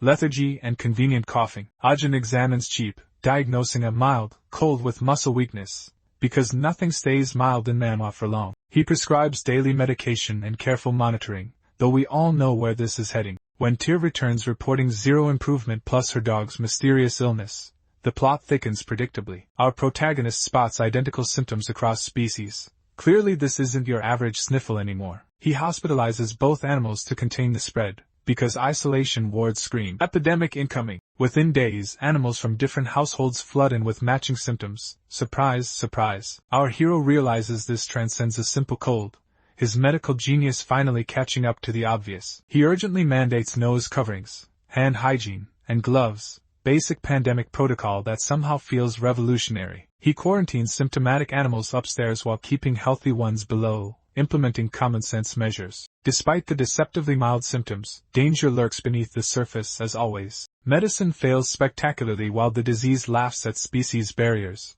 because of course it does. Selina drops the "this will spread everywhere" prophecy that's always 100% accurate in these stories. Cue the predictable flood of panicked pet owners storming the clinic like it's Black Friday. Our protagonist plays gatekeeper while every hospital magically fills to capacity overnight. Lord Baron bursts in with classic noble panic about his precious indoor pet Elizabeth, who obviously couldn't catch anything because rich people logic defies biology. Plot twist: the newly bought turtle was patient zero all along. What are the odds? Baron casually asks about real estate because wealthy nobles always have convenient solutions. A perfectly timed vacant building appears in the back alley like it was waiting for this moment. Our hero accepts the suspiciously convenient loan because the plot demands expansion, and suddenly finds himself juggling 2 clinics solo because manhwa protagonists never get reasonable help when they need it most, and wondering how he'll clone himself since competent medical staff apparently don't exist in this world. Over at Adrian's hospital, he spots suspiciously empty wards and asks the obvious question about missing patients. His assistant drops the "infectious outbreak incoming" prophecy with the confidence of someone who's read ahead in the script. Right on cue, Ajin's desperate plea for backup arrives like clockwork, because timing is never coincidental in these stories. The letter demands spare supplies with typical MC bluntness, offering 2 gold per hour plus the classic performance bonus carrot. Adrian's pride flares at the audacious tone, ready to torch this presumptuous correspondence like any self-respecting rival. But then he spots the Selina's collapsing from overwork guilt trip that always melts the Tsundra facade. Conscience demolishes ego as Adrian declares he'll abandon his post until this pandemic plot arc concludes, spouting the noble "doctors go where disaster calls" line while his assistant recognizes this death flag moment. The first epidemic sweeps across the land like it read the disaster timing manual, prompting our protagonist to gather everyone for the classic "we're all gonna die unless we follow these rules" speech, because isolation measures always work perfectly in fiction. Questions arise about symptom timelines while paperwork multiplies faster than the actual disease. Adrian powers through 12 hours straight like a medical machine, diagnosing swollen throats, while somehow still catching fake cases. Selina drowns in 26 hours of drug testing because sleep is for characters without plot armor, while our exhausted hero tends to a dying rabbit after 18 hours, gently administering care as his staff operates on fumes and determination. Schwein arrives with Max, perfectly timed for maximum drama escalation, reporting 2 hunting dog cases right before the competition, because disasters love ruining important events while the ward predictably overflows. And Tyr delivers the "no room at the inn" update that every medical crisis demands. Still, Ajin refuses defeat with the classic "we'll find a way" determination, searching for miracle cures like any proper protagonist. Schwein delivers the classic "thank you" that somehow makes overworking seem noble, while Adrian questions the brilliant strategy of cramming infinite patients into finite space. Our hero demonstrates the "never say no" syndrome that guarantees protagonist burnout. Pio reports that some guardians want to discharge their pets because mild symptoms obviously mean instant recovery. Thinking a little cough never killed anyone. Famous last words in pandemic stories. Ajin rejects this with the "abandonment equals death" speech that hits every emotional note, especially since hunting dogs become worthless trash the moment they can't hunt because utility defines worth. He delivers the "all lives matter equally" declaration that separates heroes from everyone else. Late into the night when all breakthrough discoveries conveniently happen, our protagonist experiments with antibiotics infused with dragon's power because regular medicine is for peasants. But every miracle cure spectacularly backfires like a tutorial boss fight. Meanwhile, Selina warns him to stop before that classic "overusing mysterious power" trope literally kills him. He blames mana instability and considers learning alternative medicine, because why not add more skill trees mid-crisis? Selina points out he hasn't slept in 3 days, wielding the ancient art of basic human logic, before delivering the time-honored "knockout for your own good" special, for some mandatory protagonist maintenance downtime. 5 hours later, Ajin wakes in a daze, miraculously refreshed like respawn mechanics don't care about realism, being spoon-fed by Tyr with suspiciously convenient fresh food. He realizes the egg came from Pop, a healthy chicken who apparently rolled perfect disease immunity stats. Tyr casually mentions Pop and Sunjaw are perfectly fine, because of course the random side characters have plot armor. Our hero's brain finally boots up, frantically connecting dots like he's solving a tutorial puzzle with flashing hint arrows, until his gaze locks onto Sunja, getting a premium saliva shower from their resident Mandrake. Just like Pop received the same blessing earlier. Mystery solved. Mandrake's spit grants legendary disease immunity because plant logic trumps medical science, mixing Mandrake's saliva with infected samples like he's crafting the world's grossest potion. Ajin watches the gray test leaves transform, turning green in that classic. Experiment succeeds on first try. Miracle. The clinic explodes in celebration as everyone worships their new Mandrake overlord for this convenient Deus Ex Machina moment. Now comes the mass production puzzle. Because scaling miracles always involves pressing, diluting, and other conveniently simple solutions. But Selena whips up a suspiciously perfect nutrient cocktail spiked with diuretics like she's been planning this exploit all along. The Mandrake chugs it down with zero hesitation because magical creatures never question suspicious drinks. Saliva cascading from its leaves like the world's most disgusting fountain of infinite resources. Ajin marvels at their instant pharmaceutical empire because apparently mass production just needed the right beverage strategy. By morning, the epidemic vanishes with that classic overnight miracle cure timing that makes pandemics seem like weekend projects. Max's cough disappears and his strength returns because side characters recover at plot-convenient speed. Our protagonist drowns in relief like he didn't just solve an impossible crisis through pure dumb luck, while distributing final vaccine doses because heroes always finish the paperwork personally. As he completes the last prescription with that satisfying, quest complete, energy. Heavy knocks thunder against the clinic door like a final boss making their dramatic entrance. Voices outside announce Lord Baron's arrival, demanding arrest, because nobles always show up right after the hero saves everyone, drawing a confused crowd that murmurs questions, forming the mandatory audience gasp squad for maximum drama. Ajin opens the door calmly, meeting the Baron's gaze in that classic protagonist unfazed by authority, power move, as the noble declares his arrest for spreading disease and exploiting fees. Standard corrupt noble playbook, page 1. Our hero's expression tightens with that "I saw this coming" look every regression protagonist masters, recalling the protective lie he spun earlier, because past decisions always come back during the worst possible timing. He points to Sunjaw's fading M-shaped mark as proof of success, physical evidence conveniently visible for plot resolution, recognizing the accusation as obvious pretext, because villains never just ask nicely for what they want. The Baron's true goal emerges, seizing Sunjaw, because rare creatures always attract greedy nobles like magnets. Pio steps forward with that classic loyal friend defends MC energy, vouching for Ajin's integrity. But the Baron swats away his words like they're annoying flies, because nobles never listen to reason. Our protagonist pulls the "I'll surrender peacefully" card to end this pointless argument, agreeing to go quietly in that martyred hero fashion, but insisting on sedating Sunjaw first because even arrest negotiations need conditions. The Baron hesitates with visible internal conflict, then reluctantly agrees like a reasonable villain. Ajin subtly signals Selena to prepare their magical escape route with all the stealth of a secret agent. Selena completely misreads the memo, charging up for combat instead of coordination. Once Sunjaw gets tucked into its travel cage like precious cargo, a faint light flickers from our protagonist's ring finger, the universal "execute plan B" signal. Selena acts, but instead of magic, she throws hands like a tavern brawler. Her fist connects with the guard's jaw, dropping him faster than MC's pretense of being weak. She snatches Sanja and vanishes into the crowd with plot-convenient timing. The Baron barks orders, prioritizing the magical cat over our helpless protagonist.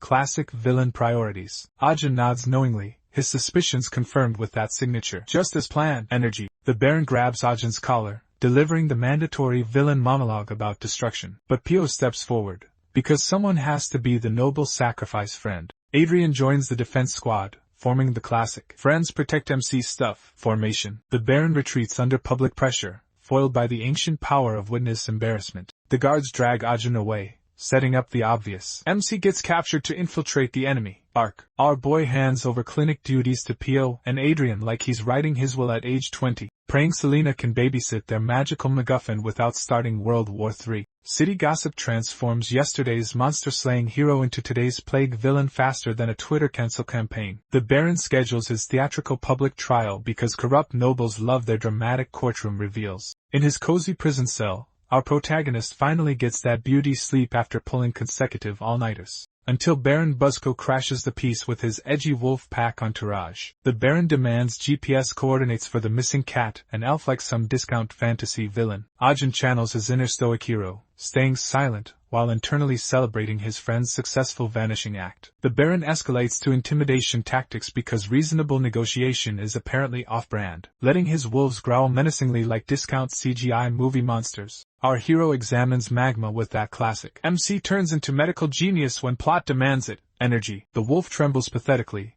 because even villain pets need their sympathetic moment. He spots blood and lethargy with diagnostic skills that definitely weren't mentioned in his character sheet. The diagnosis screams, neglected hernia, because evil nobles can't even maintain their own monsters properly. Ajin declares emergency surgery necessary, because nothing says, prove your worth, like operating on your captor's pet. Meanwhile, Selena plays hide-and-seek outside with their magical MacGuffin like some discount stealth mission. Sun Jia grows restless because even mystical creatures have ADHD when the plot needs tension. Selena whispers reassurances with that loyal friend maintaining faith, energy while our boy plays veterinarian hostage. Our protagonist immediately commandeers a clean room because apparently prison comes with full medical facilities. He preps surgery tools with calm authority, because nothing says hidden competence reveal like performing miracle operations under pressure. The Baron hovers nearby like a helicopter parent watching their kid's first surgery, while a servant delivers the standard "don't contaminate the patient" starter kit. Throughout the operation,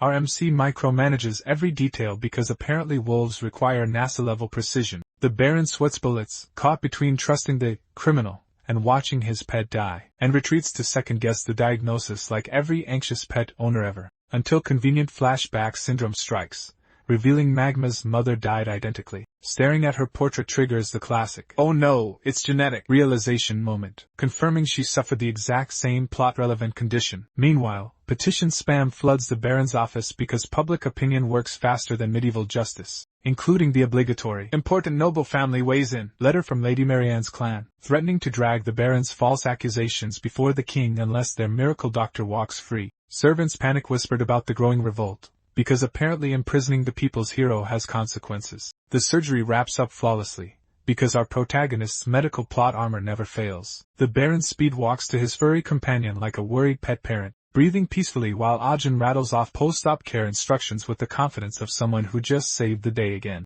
Our exhausted hero finally faceplants onto a sofa, his body remembering that sleep exists after marathon protagonist mode. The Baron spots those telltale handcuff bruises on Ajin's wrists like evidence of his own villain moment, quietly ordering his guards to retire the medieval restraints because character development demands it. Back in his luxury prison suite, our protagonist drifts into mandatory backstory dream sequence. Cue the heartwarming family flashback complete with echoing parental voices and maximum emotional manipulation. His mother worries his clinic's bleeding money again because apparently treating animals doesn't pay the bills, while his father questions why anyone would reject prestigious medical school just to play doctor with pets, because clearly human medicine is the only real profession. Yet our hero basks in dream world serenity, where parental disappointment can't touch him. A mystical creature materializes from nowhere, snuggling against him like he's some chosen beast whisperer. This cat-lion hybrid radiates plot-convenient warmth and comfort. Meanwhile, Theo demands answers about the conveniently vanished Monokuros. The Baron reveals the Ethereum Order swooped in and claimed it,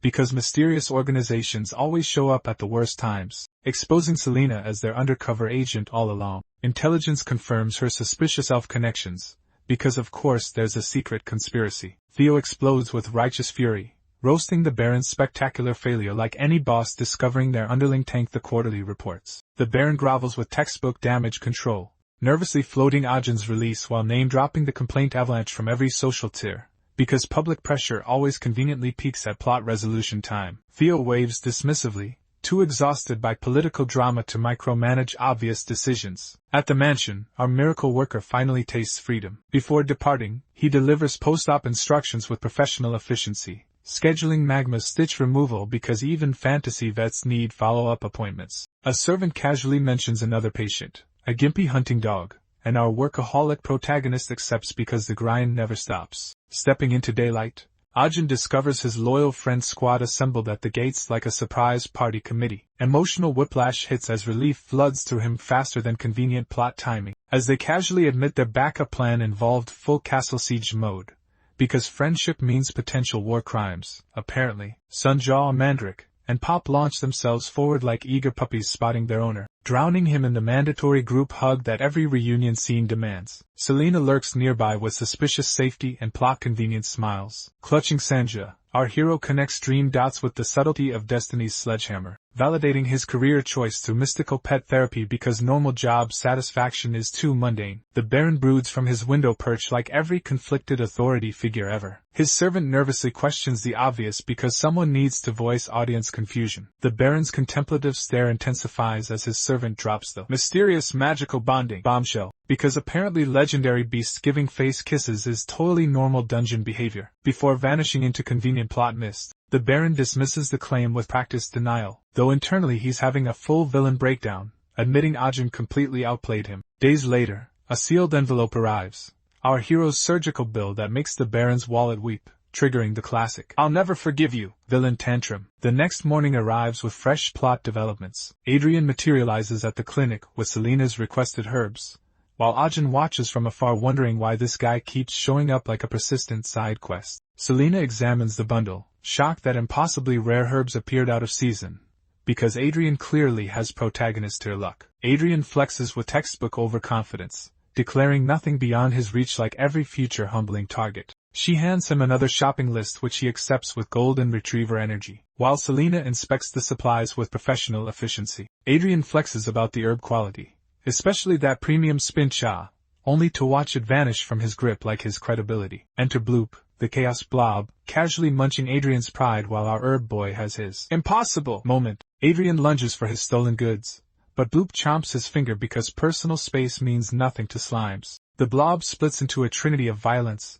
and delivers a triple slap combo that would make any fighting game proud. Adrian glares, muttering that pets mirror their masters. Clearly our MC's entire menagerie inherited his attitude problem. Selena claims Bloop as her precious child, prompting Adrian to backpedal with, "Ah yes, refined taste runs in the family." Damage control. Bloop smirks with the smugness of a creature who knows it's untouchable. Adrian's brain short-circuits as he processes that a blob just gave him the villain's condescending smile. Selena cages the Chaos Gremlin because even fantasy pets need timeouts. Inside, Bloop, aka Ping Ping, monologues about his herb room empire with the territorial pride of every secret boss hiding in plain sight. Among hundreds of daily patients, only two beings actually run this place like mob bosses: himself and Kim Sunja, Ojin's muscle and the clinic's unofficial bouncer. Despite Sunja's legendary strength, even she knows better than to mess with the smug blob. Ping Ping's forehead houses a vision core that breaks every known law of physics with infinite multiplication, unleashing pure chaos on anyone foolish enough to cross him. Sanja's danger sense screamed warnings during their first encounter, triggering her attack instincts. One power display later, Ping Ping had established his untouchable status without breaking a sweat. Now he enjoys VIP treatment under Selena's wing,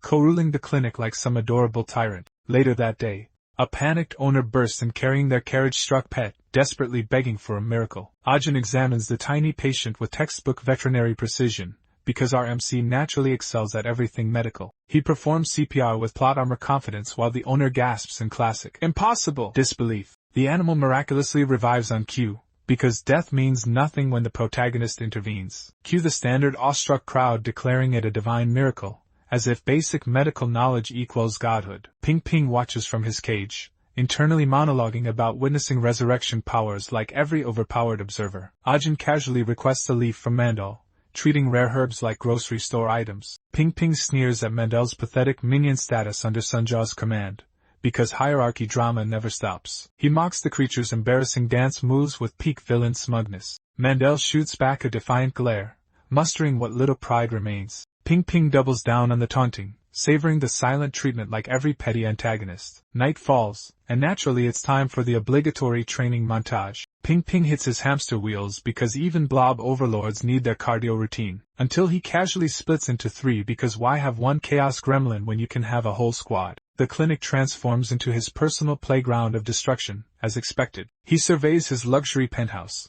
courtesy of our MCs. Please don't destroy everything. Bribes, complete with 5-star climate control because even tyrants have standards. His smug satisfaction evaporates faster than his patience when he discovers his empire reduced to rubble like every villain's carefully laid plans. Obviously Mandel's the prime suspect in this classic whodunit scenario, who's practically radiating "I did it, and I'd do it again" energy from across the room. Ping Ping's fury erupts as he accuses the audacious plant of rebellion, because how dare a side character show backbone? Mandal, freshly buffed by convenient medicinal herbs, refuses to back down in classic underdog fashion. Ping Ping sneers at this pathetic display of courage, then immediately resorts to violence like every petty tyrant. His attack launches with predictable villain overconfidence. Mandel dodges with plot-convenient agility upgrades. Ping Ping crashes backward, because karma works fast in mana physics. The smug blob reassesses his opponent with typical "impossible, he's stronger" shock. Ping Ping acknowledges Mandel's suspicious power boost, because temporary buffs always catch villains off guard. He delivers the classic "you're nothing without your crutch" monologue, targeting Mandel's pot dependency like every predictable antagonist, then strikes with swift brutality,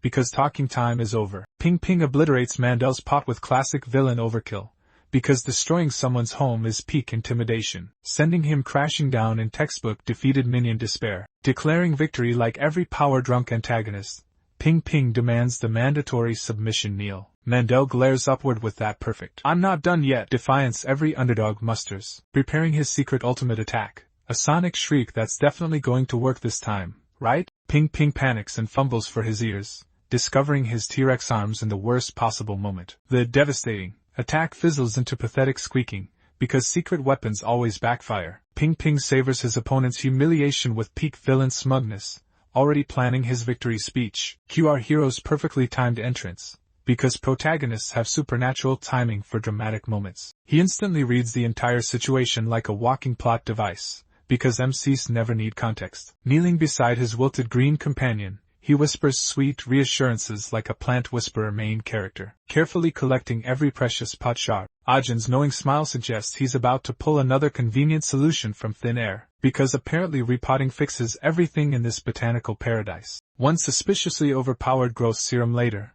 Mandel shoots up like he just discovered infinite scaling. Our prepared protagonist whips out the perfect-sized pot because of course he has one ready, complete with premium soil that costs more than most people's rent. But naturally, settling into luxury triggers the mandatory post-upgrade crisis. Mandel immediately starts looking like death warmed over. Ajin stares in confusion, his plant expertise suddenly hitting a convenient plot wall. Selena watches from the shadows like every convenient plot observer. Suddenly yanks Mandel's leaf because touching things without permission is apparently mandatory, shocking our oblivious protagonist. Mandel's agonized wail pierces the air, because plant screaming is totally normal now. Both humans clutch their ears in perfect synchronized horror, as if they've never heard pain before. After the dramatic pause, Mandel whimpers pathetically like a defeated boss monster. Our genius MC concludes that pot swapping somehow broke Mandel's vocal cords, because that's definitely how plant biology works. The next day, Mandel looks like he's speedrunning death with drooping leaves and instant aging. Ajin panics with the intensity of someone watching their investment portfolio crash. Selena suggests the classic "throw more fertilizer at the problem" approach, but before she can make things worse,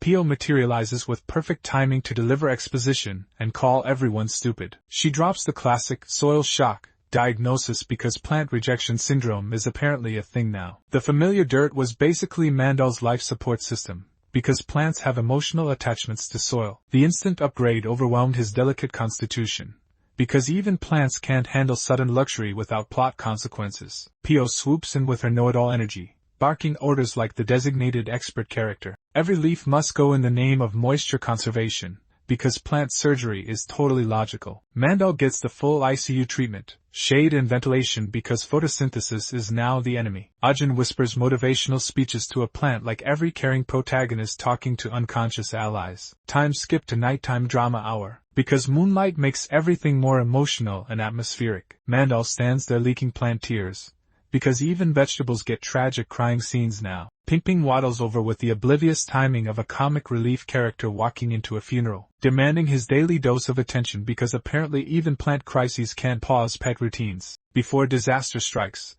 our reflexes of steel protagonist catches him with perfect timing. Plot twist: Ping Ping's been stress-eating the medicinal herbs like they're potato chips, because of course the cute mascot is secretly making everything worse. Ping Ping responds to criticism the mature way, by chomping down on fingers like a tiny raged monster. Right on cue, Sunja materializes with the impeccable timing of every convenient authority figure, and delivers the classic disciplinary head bonk because violence solves everything in this world. Ping Ping's mysterious mark blazes to life because touching the mascot always triggers the ancient power-up sequence. Our suddenly expert MC recognizes imminent magical disaster, and begs the universe to hit the undo button. His necklace erupts in convenient plot device light because jewelry always knows exactly when to activate. Wrapping Ping Ping in the classic, convenient barrier, That solves everything instantly. The mark's power gets sucked into the necklace like a magical vacuum cleaner, because of course it does. Ajin stumbles as energy conveniently spreads everywhere except where it might cause actual damage. One perfectly aimed pulse hits Mandal's pot with protagonist-level accuracy. Mandal instantly revives because death is just a temporary inconvenience in this world,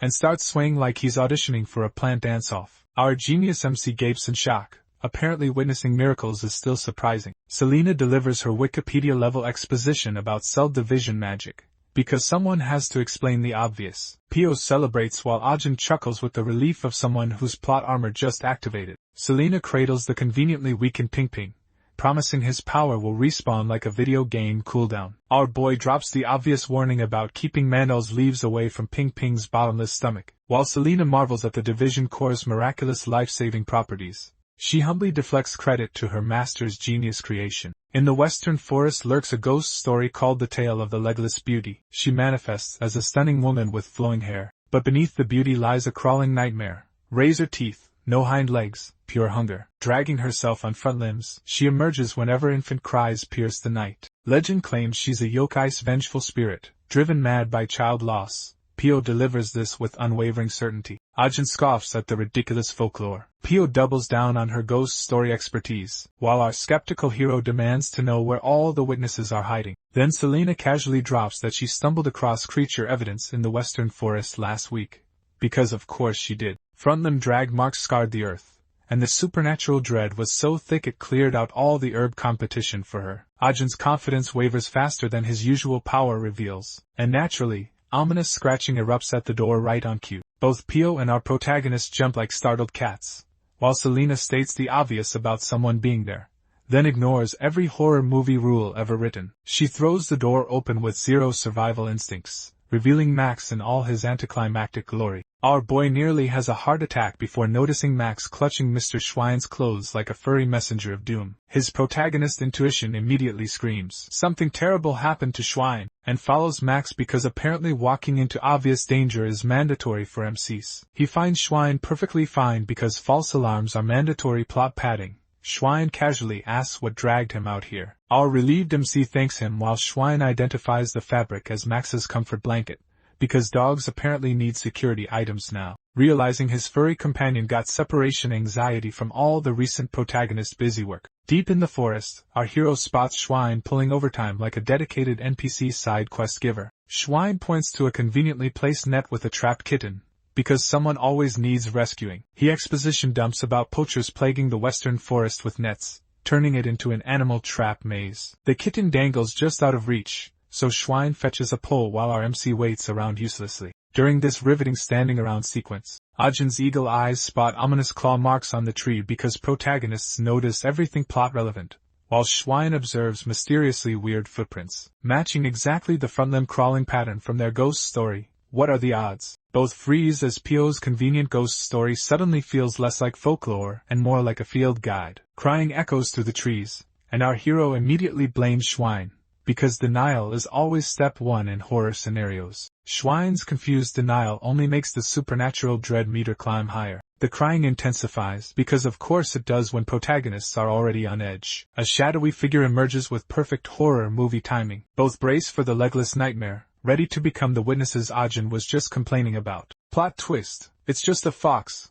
deflating all that built-up terror in classic anticlimactic fashion. Our observant MC spots its injured hind legs. Mystery solved with protagonist-level deduction skills. The dragging tracks finally make sense, because logical explanations always follow the scary build-up. Meanwhile, the kitten provides the crying soundtrack from its aerial prison, completing this forest of convenient coincidences, and the fox barks at it with maternal desperation, clawing frantically at the tree bark like every concerned parent in manhwa history. Our dense protagonist assumes the fox wants dinner instead of recognizing obvious parental instincts, because MCs never connect emotional dots. The crying intensifies as the net sways ominously, because timing in manhwa is always perfect. Suddenly, the trap releases with convenient dramatic timing. Ajin lunges forward with plot armor reflexes, making the save look effortless. His relief crumbles instantly when he discovers the kitten is actually a dead fox cub, because manhwa loves crushing hope immediately. Ominous sounds behind him trigger every survival instinct he should have used 5 minutes ago. The mother fox emerges with grief-fueled rage, ready to deliver the classic. You killed my child. Boss fight. Our hero finally grasps he's stumbled into a revenge arc while holding the evidence, because MCs always realize danger after it's too late. Selena materializes like a convenient plot device and tranks the fox because someone needs to save the day. The beast drops faster than MC's enemies' confidence levels. Selena performs the mandatory injury check on our invincible protagonist. Spoiler alert, he's fine. She casually mentions arriving moments ago, because perfect timing is totally normal in this world, which turns out to be a celestial fox, because regular animals are apparently too mundane. Ajin inspects the legendary creature, spotting battle scars like he's reading a tragic backstory manual, including bullet wounds on its legs, because hunters in this world have stormtrooper aim. Selena examines it with veterinary expertise she definitely doesn't have, noting recent motherhood. Swollen glands and nursing traces paint the obvious picture. This fox hasn't fed her young in days. Our hero connects the dots with detective skills that would make Sherlock jealous. The dead cub was hers. The fox cub fell to hunters who complained about their bad luck getting a juvenile instead of premium adult fur, because apparently even poachers have standards. Still, they figured the white pelt would cover their gas money, but before they could cash in their participation trophy, the mother's rage-fueled shriek shattered the forest peace like a boss fight cutscene. She charged with berserker fury, sending the hunters fleeing faster than players abandoning a pay-to-win game. In the awkward silence that followed their cowardly retreat, she approached her cub's motionless form with the tragic grace of a mandatory sad backstory. A small kitten materialized beside the body like a convenient emotional support animal, offering tiny mews of comfort. She cradled her dying cub as rain provided dramatic atmosphere, watching it nurse one final time because this scene needed maximum heartbreak. Hours later, the exhausted mother's eyes fluttered open in classic, false hope, fashion. Her cub had passed peacefully in her sleep, completing the tragic NPC origin story checklist. The sane kitten materialized with perfect timing because emotional support animals always know when to appear. The baby fox crawled toward it like they were following a friendship script, and the two began playing because tragic backstories need one happy moment before disaster, until both got snagged in a net with the precision timing manhwa traps are famous for. The mother jolted awake to dramatic sound cues because sleep is never peaceful in these stories, spotting her cub dangling like a perfectly positioned plot device, and wailed beneath the tree with the vocal range of every desperate parent character. Back in the present, the mother fox thrashes with boss fight intensity while our hero plays the classic Calm the Beast minigame, but she chomps his arm because MCs always tank damage like it's a love tap. He speed injects a tranquilizer with medical precision he definitely shouldn't have, watching her relax while preventing the classic rip open fresh wounds trope. Dawn breaks like another mandatory time skip. A growl rumbles through the waiting room because mysterious sounds always demand investigation. Sunja crawls closer with the stealth skills of every curious side character,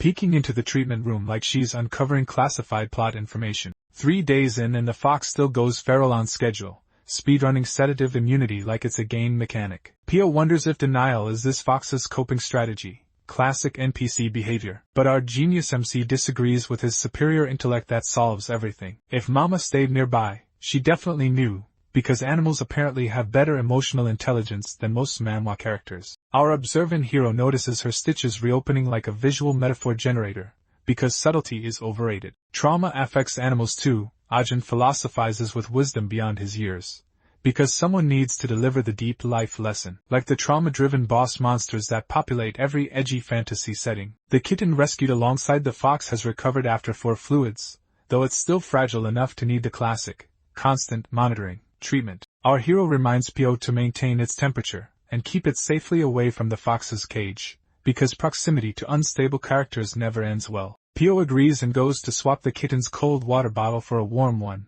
because temperature management is apparently crucial for plot advancement. The kitten mewed softly with mysterious intent, casting meaningful glances toward the mother fox's cage like it's planning something significant. When Pio returns with the heating pad, she freezes in classic "oh no" realization mode. The cage door hangs open and the kitten has vanished, because of course the most vulnerable character would escape at the worst possible moment. Panic floods her as she frantically searches, following the mandatory "where did it go" protocol. Spots it inside the fox's enclosure, nestled against the mother's body in a scene designed to maximize emotional impact. Pio alerts our protagonist immediately, convinced they're about to witness a furry murder scene, but when they rush in, they find the kitten, pressed against the fox, suckling quietly like it's found the world's angriest milk dispenser. The fox stirs, her eyes flicker open, and a tear slips down her face, because apparently even traumatized predators can't resist the power of instant adoption therapy. The entire room stands still, stunned by the sight of a wounded predator speedrunning the healing process through emergency cuddle therapy. The next day, the kitten dashes across the clinic floor, dragging Pio's glove between its teeth like a tiny furry tornado. Pio half-heartedly reaches for it, before giving up as the kitten scampers straight toward the fox's cage, because why wouldn't it return to its new mom? She decides to retrieve it later, because clearly the kitten's new living arrangement is working better than any veterinary textbook. What matters more is the fox itself, whose miraculous recovery puts every power of friendship heals all wounds trope to shame. Its recovery, once stagnant, has become astonishing, wounds closing faster than plot holes, rest finally peaceful instead of nightmare-fueled rage sessions. Pio marvels at the progress. Unable to believe this formerly crippled creature now moves its paws again, because apparently nerve regeneration just needed some kitten-powered motivation. Our hero watches quietly, probably wondering if he should add miracle pet therapist to his veterinary credentials, reflecting that he cannot restore all that humans have taken, but at least he can return a fragment of what was lost, one heartwarming moment at a time. When the fox and kitten are finally released, they step into the forest together like the world's most unlikely buddy cop duo. He bids them farewell in silence, hoping never to meet again under such painful circumstances, because happy endings should stay that way. The fox glances back once in perfect acknowledgement mode before vanishing into the trees, leaving behind a legend upgrade from terrifying monster to heartwarming forest family. Meanwhile, in the clinic, life returns to normal, or whatever passes for normal when you're a protagonist who accidentally runs a supernatural animal rehabilitation center. The mandrake flexes like a bodybuilder in its pot, collecting admirers who've clearly never seen a vegetable with main character energy. Some whisper it's their mystical guardian spirit, others correctly identify it as a mandrake, because plant knowledge is apparently optional in fantasy settings. Meanwhile, rival theories claim the real protector is a legendary cat whose mere presence turns apex predators into house pets. Fed up with being treated like a tourist attraction, the mandrake waddles towards Sunjaw's sacred food bowl with the confidence of someone about to make a terrible life choice. It flips the bowl in an act of rebellion that screams, "I have a death wish." The audience collectively gasps, because apparently challenging the clinic's apex predator seemed like good entertainment. Their horror multiplies when Sunja materializes with that special glint that promises swift and creative punishment. The mandrake's bravado evaporates as she approaches, probably regretting every life decision that led to this moment. She pounces forward, but instead of delivering the expected execution, coughs up a hairball right on top of it, because apparently even legendary cats resort to biological warfare when annoyed. Confusion ripples through the onlookers as their epic battle fantasy crumbles into mundane pet maintenance, until our protagonist calmly explains that cats often swallow loose fur while grooming, shattering everyone's mystical guardian theories with basic veterinary facts, which later clumps and is expelled by vomiting, nature's least glamorous recycling program. Realizing how little he's brushed her lately, he decides it's time for a proper grooming session before she declares war on more innocent plants. An hour later, Sunjaw's fur still seems endless, the shedding piles growing higher like a fluffy apocalypse in progress, and our hero begins to worry the cat might go bald at this rate, because clearly his grooming skills need a tutorial. Then, a small patch of bare skin catches his eye, instantly triggering every veterinarian's "oh no" reflex. Examining it closely, he realizes with a pang of dismay that his legendary guardian might have the world's most ordinary problem, that it could be fungal dermatitis, because even mystical cats can't escape basic skin conditions. The irony cuts deep, a veterinarian missing his own cat's fungal infection like some oblivious NPC side character. He retrieves his meticulously engineered contraption, forged by master craftsmen. Behold, the world's first manual pet clipper, because apparently medieval fantasy needs grooming innovation. Medically pointless, yet his protagonist instincts demand he use his shiny new equipment. The clipping begins, and Sunjaw immediately nopes out with a hiss, fleeing like she's dodging a boss attack. Logic says retreat, but his veterinary pride activates full "I must complete this quest" mode. A true vet never surrenders in the ancient art of cat wrestling. It's basically the profession's honor code. He channels his inner determination protagonist, murmuring gentle lies while continuing his grooming mission. Sunja writhes and wails like she's facing the final boss instead of a routine grooming session. But he presses on with the determination of an MC who won't give up on his friends, because apparently basic pet care is now a heroic quest. Then her neck suddenly starts glowing because of course mysterious power-ups happen during the most mundane moments. Light explodes everywhere, turning a simple clinic into the epicenter of yet another impossible phenomenon, visible even from outside because subtlety died with the tutorial. Our protagonist steps back, probably about to witness another "this changes everything" moment, as a magic circle appears beneath her, because regular cats are apparently too boring for this world. From the circle emerges Calian himself, because why send a text when you can dramatically teleport? Not some convenient hologram, but the actual person materializing like this is a perfectly normal Tuesday. Later over tea, our boy explains everything to someone who'll undoubtedly gasp at each revelation. Celian listens with the focused intensity of someone about to drop exposition that solves everything, then reveals that Sanja's condition isn't actually a disease, because of course the obvious diagnosis was completely wrong. Monoceros undergo mystical shedding cycles that conveniently require ancient magical solutions. To renew their vitality, they must purify themselves in the suspiciously specific pond of sable. If they fail, permanent baldness awaits. Our hero's face drops as he realizes that his clinic's beloved mascot, the fluffy crowd pleaser everyone adores, is going through supernatural hair loss that no normal vet could possibly understand. Calian delivers the classic "it's not dangerous, just inconvenient" prognosis while our hero's anxiety skyrockets anyway. The reassurance bounces right off Ajin's protagonist's determination as he immediately commits to an obviously perilous quest. Killian drops the predictable plot twist. The pond isn't conveniently located in one spot, but a mystical lake bursting with mana where sable seals conveniently feast on magical energy. Because normal water is for peasants. One happens to exist in Belmore, naturally, though it's locked behind the Aetherian orders, no trespassing, zone, because every useful location needs arbitrary gatekeepers. Our fearless protagonist immediately declares they leave at dawn, while Selena drops the obligatory "but it's dangerous" warning that will be completely ignored. But Calian volunteers as their convenient plot-advancing guide, asking about clinic coverage while Ajin waves off responsibility like a true quest-obsessed MC. Adrian gets the classic "hold down the fort" NPC assignment. By morning they've teleported to the western forest with zero travel montage. The land oozes ominous fantasy atmosphere, dense, silent, dripping with ghost stories and mysterious lights, because subtlety is banned in mystical forests. A red flower slithers into view, because normal flora is apparently extinct, and Kellyanne delivers the classic "we're close" exposition while the lake conveniently reveals itself. Ajin crouches beside an unfamiliar blossom,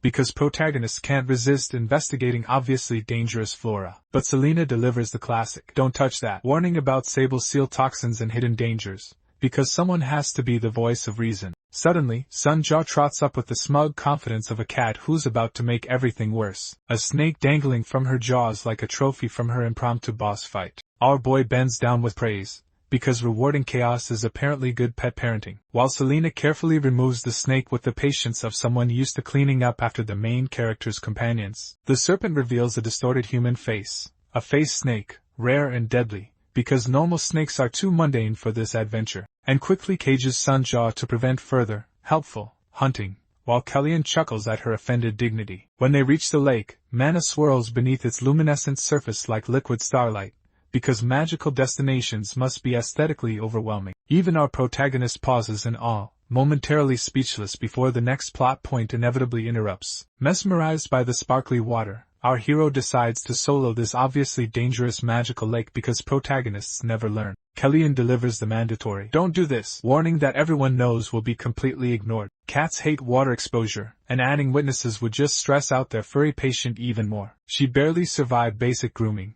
A mystical bath would trigger full feline warfare. Kellyanne caves and calls upon water spirits with the kind of convenient blessing that always shows up when needed. His plot armor activates Celestian's protection because of course the MC gets divine intervention, cloaking Ajin in magical enchantment, and granting him perfectly functional gills that glow dramatically under mana light. Now conveniently immune to danger, our hero steels himself while joking that he'd rather faint than deal with what's coming. Still, he scoops up Sunja and bribes her with treats like any responsible pet owner entering a death trap. As they plunge into the glowing pond of obvious plot advancement, the cat's paws skim the surface, and instead of panic, calm spreads across her features. The sight amazes him. A thought forms. Perhaps this is the mythical water attribute cat, because naturally, rare bloodlines only awaken for heroes with conveniently perfect family karma spanning 3 generations. Sunjaw drifts gracefully beneath the water, her fur glinting like flowing silver, turning our stoic hero into an absolute softy, leaving him wishing for his old world's conveniences, cameras, barbecues, cold beer or coffee, anything to capture this once-in-a-lifetime moment that definitely won't be topped by something even more spectacular next chapter. The lake sparkles around them with bubbles of mana that burst like carbonated light.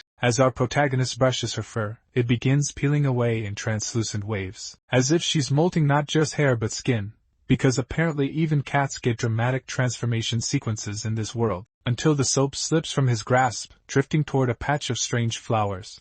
Because of course the one dangerous thing in the lake gravitates toward our hero. Reaching instinctively, our boy realizes too late that he's touched the poisonous Sibelzia. Apparently, don't touch the glowing death flowers, needed a clearer memo. A sting flashes across his hand, because even underwater, this world finds new ways to poison protagonists, and the world blurs into darkness. Cue the mandatory unconsciousness transition that every manhwa MC must experience at least twice per arc. When Ajin opens his eyes, he's inevitably somewhere completely different because normal recovery is for side characters. He's no longer in the lake, but in an unfamiliar mystical realm, because poisonous flowers are apparently interdimensional travel devices now. Our protagonist looks around in confusion, delivering the classic "Where am I?" monologue that every Isekai handbook requires. Then, a massive paw rests on his shoulder with the subtlety of a plot device announcing itself. Turning slowly, he finds a lion standing behind him, golden eyes radiating the wise mentor beast energy that screams ancient bloodline revelation incoming. He freezes, forming the question on his lips, because meeting mysterious talking animals always leads to convenient power-ups and family secret expositions. He delivers the classic grateful protagonist response because even in mystical death realms, good manners are apparently still required.